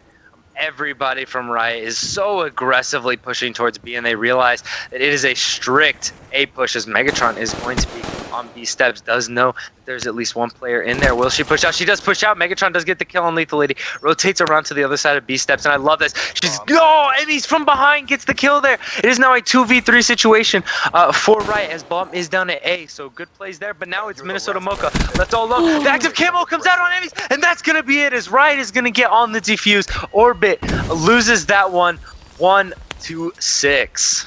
Oh my goodness, Emmy is just an absolute monster that game. Picks up 2, gets the active camo, goes into barn, finishes off the 3rd player, and I didn't even see who got the 4th player because she just went on an absolute terror. You're even going to see it on the kill cam, the final kill going to Emmy, who finishes 9-5. No double digits, but that was probably the play of the game, to be honest. But they're going to get the defuse and the round, you know, the game win as well, 6-1, leading the series also 2-0 before we go into the uplink that I do not have in front of me, but nonetheless, we're going to uplink. Jujubee dropping the 1-7 for Orbit. It's just, you can't win with that. As somebody who has been there at the 1-7 position, you don't win if you drop in 1-7. So Riot does take that one, as Emmys comes up big with that 9-5 and a plant. Wolf Knight 6-2 with 2 defuses and a plant there. So moving back onto, I believe this is going to be Riot's host in this situation. This could spell disaster for Orbit. Yeah, evac uplink is going to be the next map. So yeah, this could be quite devastating. You know, spawn traps can get pretty ugly there on evac uplink. We didn't see as many. We didn't really see any crazy spawn traps on that in the last series. But to be honest, it could be easily set up, and I see Riot definitely being the team to capitalize on that. But I want to see Orbit show some life like they kind of did on the hardpoint. I think they played way better on that hardpoint than they did in that S&D. Of course, it was 6-1, so that's a very obvious statement. But I just thought, as overall, without looking at statistics, they just really didn't play together and didn't play as a team. They weren't set up as trades as much as Riot. They were really getting bait and switch left, right, and center. Yeah. And that's where just Riot dominated. They were always set up in 2v1s and really just picked off these players from Orbit. But Orbit had a really nice round where the only round they picked up where they just, destroyed Riot in one round, and you're like, where is that Orbit coming from? Yeah, it was a lot of different things, but mainly it was just aggression. It was just they were finally matching what Riot's aggression was throughout the whole map, and it ended up being very, very good for them. And so going into this game 3, it's an uplink. You gotta be aggressive on an uplink. You gotta be being aggressive to get map control, and you gotta be pushing out spawns and stuff. And so I don't know. I'm favoring Riot in this one just because of the past experience of Riot's aggression and how they've controlled the hardpoint and how they control maps just overall. But, surprise me. I mean, hopefully it's not going in that 3-0 direction like we saw in the last series. But, when you're down 0-2 in a series, like I've said before, you got so much pressure on your shoulders to not make these huge mistakes that can really cost you some points. And, uplink's definitely the game mode where every little mistake can be capitalized on. And we saw Virtue in the last series. They went 3 or 4 down over just like small little mistakes or challenges that shouldn't have happened. And then there's strictly business, scoring on them left, right, and center. These 2-point plays, 2-point plays. And as on evac, there's some pretty good bad spawn traps that can be set up, as well as the infection uplink that we saw. It could have been so bad, and if you make these big mistakes, that can be really where Riot capitalizes on you. But I'm expecting Orbit's going to keep their head in the game, and they're going to stay, keep their head leveled, and they're going to go into the strong.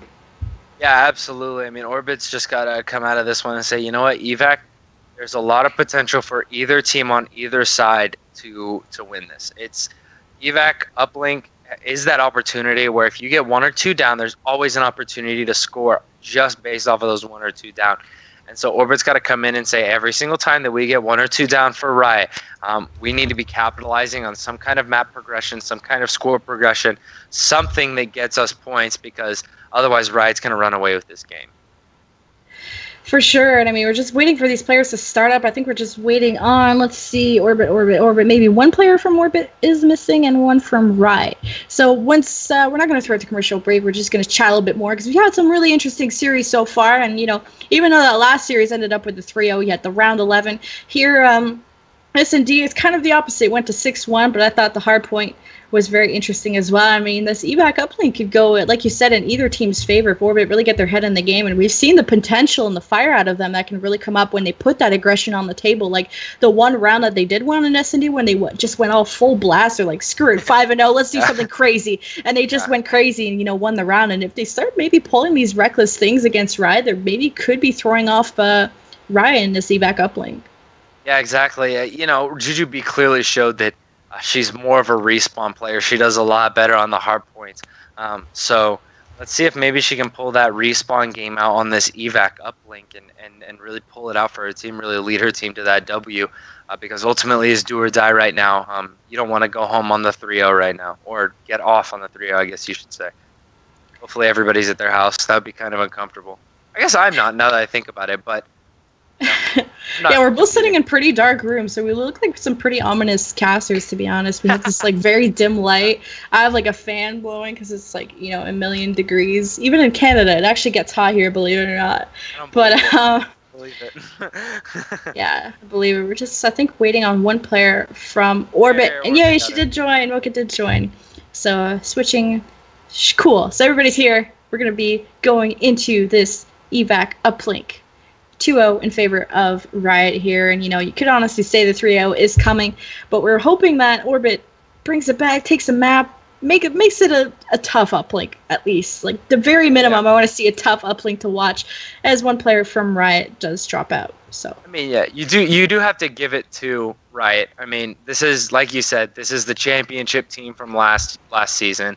This is a team that has chemistry together, that has played together for a long time, and so, you know, Riot is clearly poised to win just based off of a paper. Just if you look at the sheets, Riot just looks like they're going to come out on head. But Orbit has shown the aggressive end on that hard point. We saw a lot, and so I don't expect Orbit to let this one go easily. I don't expect like a 20-0 blowout or anything like that.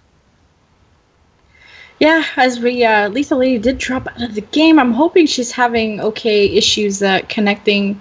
Okay issues. Okay, I'm not sorry. I hope she's doing okay / not having any issues. I mixed those sentences up, but hope she's not having any issues. Actually, let's throw it to an intermission, so just in case they need some kind of a lag test or something like that. Try and get in touch with Lethal Lady, see what's going up. We're gonna be right back after this music break.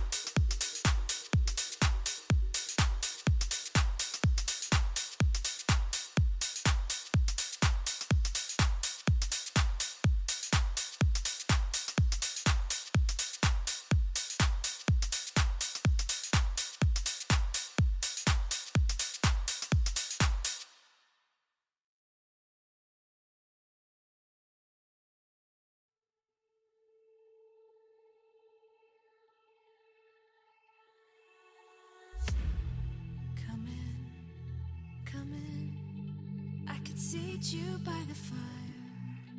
Listen, listen. There's something I must confide. I know I said that it'd be fine. I know I made it look like it'd be alright. But I think I learned my lesson, and I'm not gonna let you out of my sight. You can call me killer, 'cause I'll bring you to the light. And it might taste bitter when you're answering to God. You can call me killer as you look into my eyes. Nothing but a sinner. You won't get away this time. You won't get away this time. You won't get away this time. You won't get away.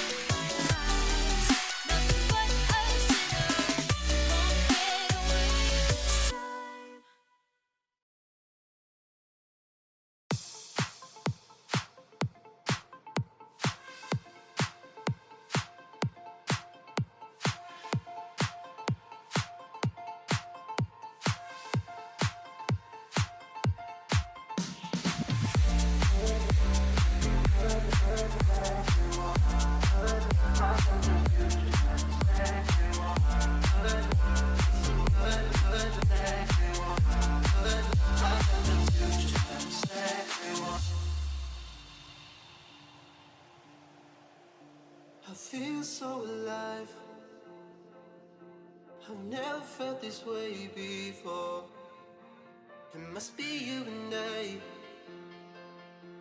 It's got me thinking about us more. It's these bright lights that put me in the days, and I can't stop but think about the way that you move around up and down on that stage. It's your future vibes. Bright lights that put me in a trance, so I feel like I can do it all. It's a good life that I really want. It's those future vibes.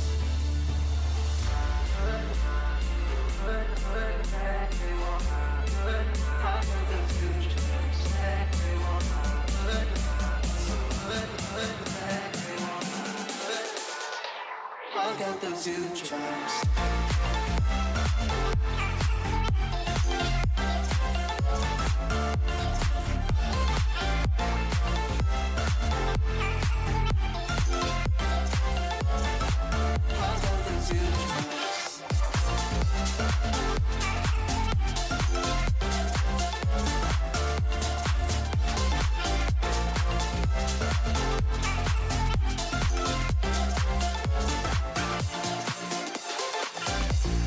Feel so alive. I've never felt this way before. It must be you and I. It's got me thinking about us more. These bright lights that put me in days, and I can't. Welcome back, guys, to the Female Pro League stream. Still a fantastic series underway of Riot versus Orbit. Riot currently leading 2-0 in the series, starting up this evac uplink. So Dream Crazy will be filling in for Lethal Lady for a medical emergency, and I think nobody on Orbit switched up. But yeah, we could be heading in that 3-0 direction, of course, but we're hoping Orbit can pick up this map and bring back a little bit of fire with that break that we had. Yeah, absolutely. Rapid Fire going out very early in this pick and ban. Overdrive, Active Camo, and Kinetic Armor. We see 3 specialist bans come in here, so that's going to be interesting. Those are like the major 3 that you see on Uplink. So it looks like we might see a lot more maybe Annihilators, even the Scythe being pulled out, and Tempest maybe possibly being the 3 that we possibly see come out there. But that's huge. So then we're going to see Flashbang. Shiva's going to go out. That means either Concussion's going to stay in, or Rapid Fire or High Caliber are going to stay in. And I really hope it's not High Caliber. And it looks like it's going to be the Rapid Fire High Caliber. High Caliber's my gonna gosh. end up being the final ban. Just at the very last second, it's going to be taken out. But of course, Shiva being taken out, I think we might have seen it a couple times. However, that's going to be the only weapon out. And like you said, 3 specialists off the board. So I wonder if anyone's going to pick maybe a Psychosis or a Glitch, like more of a point acquiring specialist in that sense. But Jujubee is going to open up with the Tempest. And of course, Overclock being in the game, allowing these guys to get their specialists a lot more quicker, can be a lot more devastating of a game. But, your big 3, of Active Camo, 2 of the big 3, Active Camo and Kinetic, going to be huge. Overdrive and Uplink is so annoying. Glad that made it out as well. But Scythe and Annihilator are going to be picking up. So all weapons so far.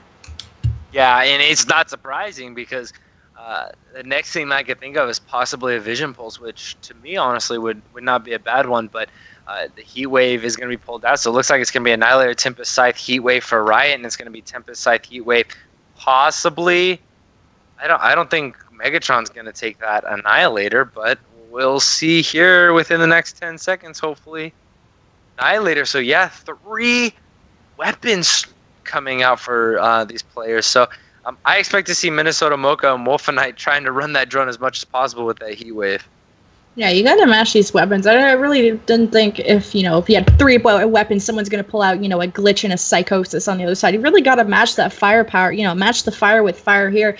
So 3 weapons and a Heat Wave on both sides, and of course giving that to their main objective players being Mocha and Wolfenite to really grab the drone, push into the spawn, and have that Heat Wave is gonna be so crucial, along with that Overclock. If they do choose to equip it, gonna be a lot quicker to get these specialists, and of course EMPs and smoke grenades still into play for these tacticals. Of course, the Semtexes and frags haven't been touched last series. I think frags were taken out quite a bit, but here they're going to have use of all their lethals, and some of these tacticals. So I think we've seen Selly use that those smoke grenades in the hard point. So I don't know if she's going to pull out here in the uplink. Lots of area to cover, though, so I'm not sure how useful it might be. But maybe in that drone spawn area with a little bit more close quarters, she might want to pop it there, but I'm not too sure what she'll be picking there. Yeah, I mean, I'm expecting to probably see a Pharaoh or two come out with that rapid fire not being banned. M8s are going to be so lethal right now. If these players decide to equip that rapid fire, and if I'm playing this, I'm going to equip the rapid fire, no doubt. So this could be a very interesting evac uplink. Yeah, I mean, the only weapon target there was the Shiva, so I mean, your usual M8s. We even seen some Man of Wars come out, but I swear I've seen a Kuda last series too, so I mean, people will try different weapons, of course, trying to get comfortable with all the weapon types in case anything gets banned out. You want to make sure you're good with every weapon. However, going to this final map could be the final map for Orbit. You know, that prediction obviously in favor of Riot, but now they have Dream Crazy in. Let's see how warmed up she really is. I mean, one of the best players in the league. You're not going to have too much doubt in her, but, you know, I don't know if she was just lounging in her pajamas. Now she has to play COD. You know, let's see how warmed up her shot really is, of course, because I know if I'm in pajamas and I'm just chilling, my shot's not going to be the greatest, maybe the first, 5 minutes of the game.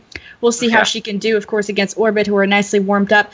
She should be doing just fine, and hopefully at least the lady's okay and all that. But heading into this third map, do you have any predictions? I haven't asked you what you maybe think. And, of course, do you think Orbit are going to bring back that fire is the question. It's really hard. I mean, you just got 6-1 on a search and destroy. Your hard point game was not super strong. I mean, you got to kindle your own fire. This is all going to be based off of raw motivating yourself to win this one, to not go down 3-0 in this one. But my prediction rests with Riot. They are sitting at the top of the leaderboard in the Female Pro League. They dominated the second half of that hard point. They 6-1 on that search and destroy. So much momentum is in their favor. I expect them to close this one out. Yeah, and that's going to be 3 subs out of Riot, as well as Selly having those smokes in her back pocket. Dream Crazy is going to have that HBK, and she's probably one of the only players in the FPL that really just regularly uses that. And Dream Crazy gets first blood and Selly as well, but Emmys is going to rock that drone right through Kitchen. Let's see if she can go for the 1-point play. Wolf Knight's going to try and clear the way for her, but she goes down, so the 1-point play does have to go through, and it does connect. Jujubee, nice defensive kills out of her, but Riot are going to start off with a 1-0 lead. And that's an ugly score if you're Orbit. That's a really ugly early score for you. Knowing that is weak side, knowing that they wrapped that all the way through middle, and you guys did nothing about it. You got to recover from that. You can't let that happen. So it looks like we're going to see Jujubee is going to be in contention. Wolf Knight does get the kill there to keep drone spawn, but there is one player that's going to be Megatron. Is going to be looking for this kill. Does not get the second kill. Slowly able to hold down their spawn, but Wolf Knight decides to give up drone control. But she's going to be chasing down this player. She does get the kill and does grab the drone. And it looks like it's just going to be a reset. Well, I like this position of Bridge is waiting in the water, kind of just... Whoa, actually, the drone ran away from Wolf Knight. I thought it was still there, but Wolf Knight is actually completely on the other side of the map, and now it's with these Orbit players trying to chase after her, but Wolf Knight making her way through Kitchen. I mean, she's trying to clear the way, but she just gets traded out, has to wait for, I think that's Dream Crazy to lead the way, get some more kills, and they are getting slayed out quite well, so maybe Wolf Knight could have the opportunity to go for the 2-point play. Selly's smokes are laid out, and the 2-point play does go through. Riot are going to start off with a 3-0 lead, and Orbit trying to put up the defense that they can, but those wall runs that, Riot are utilizing, and the slaying abilities and just the how patient they're playing. Riot's playing really well so far. Yeah, exactly. That's the use of the smokes that I'm talking about. Is she laid that down? She kind of cut off. She split Orbit up so that they wouldn't be able to see where that drone was going to be running, and then you just watched. I believe that was Wolf Knight just decide to run straight through the smoke and go for the dunk. It's disorienting, and Riot now has a 3-0 lead because of it. Yeah, and Emmys is going to extend that lead even more. Drone in hand, heading towards this other side of the map this time, not through Kitchen. One player to make some defense happen is Megatron, but Emmys just jumps right above her, and Emmys able to close out a 2-piece to just make it even worse. Having the HCC in her back pocket, make that another kill on top of that. Currently a 3-streak, and now she's going to be in that Orbit spawn, really being a nuisance. They are screwing up the spawns for them, as Queen Selly is going to try and lead another 2-point play in. However, Emmys did go down, but she's still able to jump through and dunk that that one. Currently a 7-0 lead with 2 minutes in the first half. This is a very, very scary lead for Riot. Yeah, but this is a really good play by Orbit. They give the large overextend, but unfortunately they didn't push anybody into this greenhouse area to make sure that Riot spawned over towards apartments. So that means that Riot spawned in the back of their spawn and is just able to slay out on the drone spawn. And that's what we've seen this whole match, is Riot has gotten the 4 down for on Orbit and just rallied to the drone. Emmy's just going on an absolute tear, not missing any of her shots. Currently on a 4 streak, also having the Tempest in her back pocket. She's going to be leading the drone possibly towards this middle map. Actually goes out with her teammates towards the front. Queen Sully's going to lead the way, trying to get as many kills as she can. The main defensive blockers here are Megatron and Jujubee, so they really just should have maybe pushed in this doorway to try and prevent the 2-point play, as that 2-point play does go through. And, you know, Orbit having some good defense, but if they don't really push Riot back, they're really not going to prevent any points from going through. Minnesota Mocha does spot this one player in the back of their spawn and does end up getting the kill counter. UAV is now up for Riot, and that is not something you want to see on an uplink. You want to have full vision of that map to see where players are laying down cover fire. Mocha does pick up the drone and is going to be running mid-map. Cannot get the kill there in mid-map, so the drone's just going to sit mid, and that's 3 down for Orbit. So if you're right, you need to grab this and start moving. So that's exactly what they're going to do. Lead blocker comes in, and that's going to be Emmys. Emmys is going to be looking to push into the spawn. Drops 2 players, and that's going to be... Is that a score? Can Queen Silly? She does get by and does get the uplink 10-0 in favor of Riot, and this is not the game I thought it was going to be.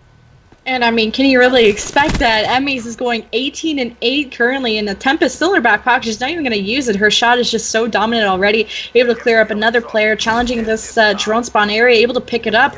So she's, you know, getting points on the board, slaying really well as well. Dream Crazy laying up some support, who's also going 11-7, having the sight in her back pocket. Unfortunately, I do curse her there, and she does go down. Emmys, however, gets another 1-point play on the board, 11-0, and Emmys is just absolutely destroying this game. Yeah, she's absolutely carrying for Riot right now, and you know, I honestly think she probably could have gone for a 2-point play right there and possibly gotten the dunk, because neither of those Orbit players were looking her direction at all. And so going into halftime, Riot is up 11-0, and that is what most people would call weak side. Most people do not like that side of the map. Yeah, and I mean, heading into the second half, it's going to be a tough order for Orbit, of course, and when you have someone like Emmys going 21-9 just on the first half, that's pretty scary. And Dream Crazy's 11-9, also doing well, but Jujubee, you know, she's the one putting the most numbers there, even in the first hard point here. Really got to depend on her to try and slay as much as he can, and depend on someone like Mocha or Megatron to get the objective done. And Brit's been laying out some really good support as well. How are they going to attack this drone spawn? You're going to see Jujubee setting up a top AR position. She needs to win this gunfight. Shuts down the Annihilator there from Selly. That's going to be a good start to them, but Emmy still having that Tempest from the first round, not even going to pull it out. But Jujubee having she doesn't have a specialist, but Megatron has her Annihilator out. Not out, but she has it, and Brit not having specialists. So yellow is lighting up everywhere, even though nobody has specialists. Either way, that's Orbit setting up on this drone spawn area, so they have full control. They should be pushing up, but unfortunately Riot have not let them do much. Yeah, exactly. You know, I'm just really impressed with the way Riot is playing, because Orbit, although they are getting control, and you know, we see this Jujubee is in a power position, looking on the top drum spawn, but she does get dropped immediately. They just don't have the kills to back up where they're moving. They have good movement around the map, but unfortunately it's just not matched with getting the slaying done. I mean, Orbit haven't done much in the objective department of the ball at all, and here is Emmys putting more points on the board, hitting those wall runs, should be getting the one. Does it connect? And it does. 12-0 in favor of Riot. We really expected Orbit to maybe bring it back, and they had some small opportunities, full control of the drone spawn, and then they wouldn't react to it right away, giving enough time Riot to really set up and counter these offensive plays. Mocha now trying to decide if she's going to go into the middle of the map. There's a player right behind her. It's going to be Emmys finishing off one of her teammates. So now Mocha has to drop the drone, try and turn on Emmys, but Wolf Knight is going to clean up another 2 players. So Riot just absolutely slaying out Orbit, even when they're, chasing after the drone. Yeah, absolutely. Emmy still has the drone. She is 24-11, going double positive for her team. 12-0 is the score with 3 minutes left, and 3 players go down from Orbit, and that's just going to give them Riot the opportunity to push in and get another score. Yeah, and Orbit going 2 down. They're kind of in that spawn trap position. Let's see how long Emmys can keep it up, and she doesn't. Jujubee's able to pick up that kill. That's going to be huge. Now they have to trek their way back to the base to stop the spawn trap, and at least stop some points, but it's not going to be enough as Wolfenite puts another point in, 15-0 in favor of Riot. And the relays are not going to stop. Sully picks it up, but actually the heat wave comes in, I do believe, out of Orbit, able to stop that drone from being picked up. But now 3 going down for Orbit. Brittenhouse to play a little bit of defense, at least preventing from Riot to jump on it and get some even more points on the board. But, you know, Orbit spawning up. They just got to play some defense here. Hopefully stop the bleeding from Riot, because they haven't honestly gotten any opportunity to move the drone. And they've almost gotten spawn traps. So this is pretty much game. And it's early to call this, but 2 minutes left. And I could honestly say this is game. And Minnesota Mocha, though, is going to make a really, really long overextend with the drone. And unfortunately, it's going to give Riot more than enough time to get back. And they're just going to follow her. Does she go for the 1-point play? She does. So Orbit is not going to get swept here. But with 1:54 seconds left, Riot would have to probably put down the controllers if Orbit wanted the opportunity to relay enough to get this back into this. Yeah, and I mean, Megatron's just going to sit, at least try to pick these players off Riot for getting the drone. Actually, Emmys is there, not stopping her tear. She's been on currently 28-13 on a 4 streak, and also having a bunch of points to her name. Wolfenite adding up to that score with another 2-point dunk to her name, and it's kind of like a spawn trap-ish area, or spawn trap-ish situation as Orbit are spawning out in field, and you have Wolfenite kind of causing the wreck and spawns for Orbit. So, you know, you're pretty demoralized if you're Orbit. You can't even get spawns in your favor, and, you know, hasn't been much drone action at all this round, and even I thought the potential was there the first round. Orbit looked like they had something going, but now this whole second round has just been pure Riot dominance. Absolutely, and Riot has not relented at all. Still getting kills, still walking around the map and slaying people. Dream Crazy, the 2-piece down drone spawn, and I think that is really the definition of how this whole series is gone for Riot. It's been very much Orbit getting in good positions, getting in opportunities, and Riot just getting 2 pieces and 3 pieces and slaying out and making sure that everything that Riot does just gets on. Minnesota Mocha and Apartments does get dropped, and they're going to rally around this weak side, and it looks like it's going to be points as Emmys is going to go for that wall run down and around the outside, and it doesn't look like anybody from Orbit's going to be ready to stop her. There's one play in the back. She does get annihilated off the map. And so Queen Sully is going to be the only one here to contest this drone. Does get dropped by Megatron. Megatron right here in the last seconds going off for her team.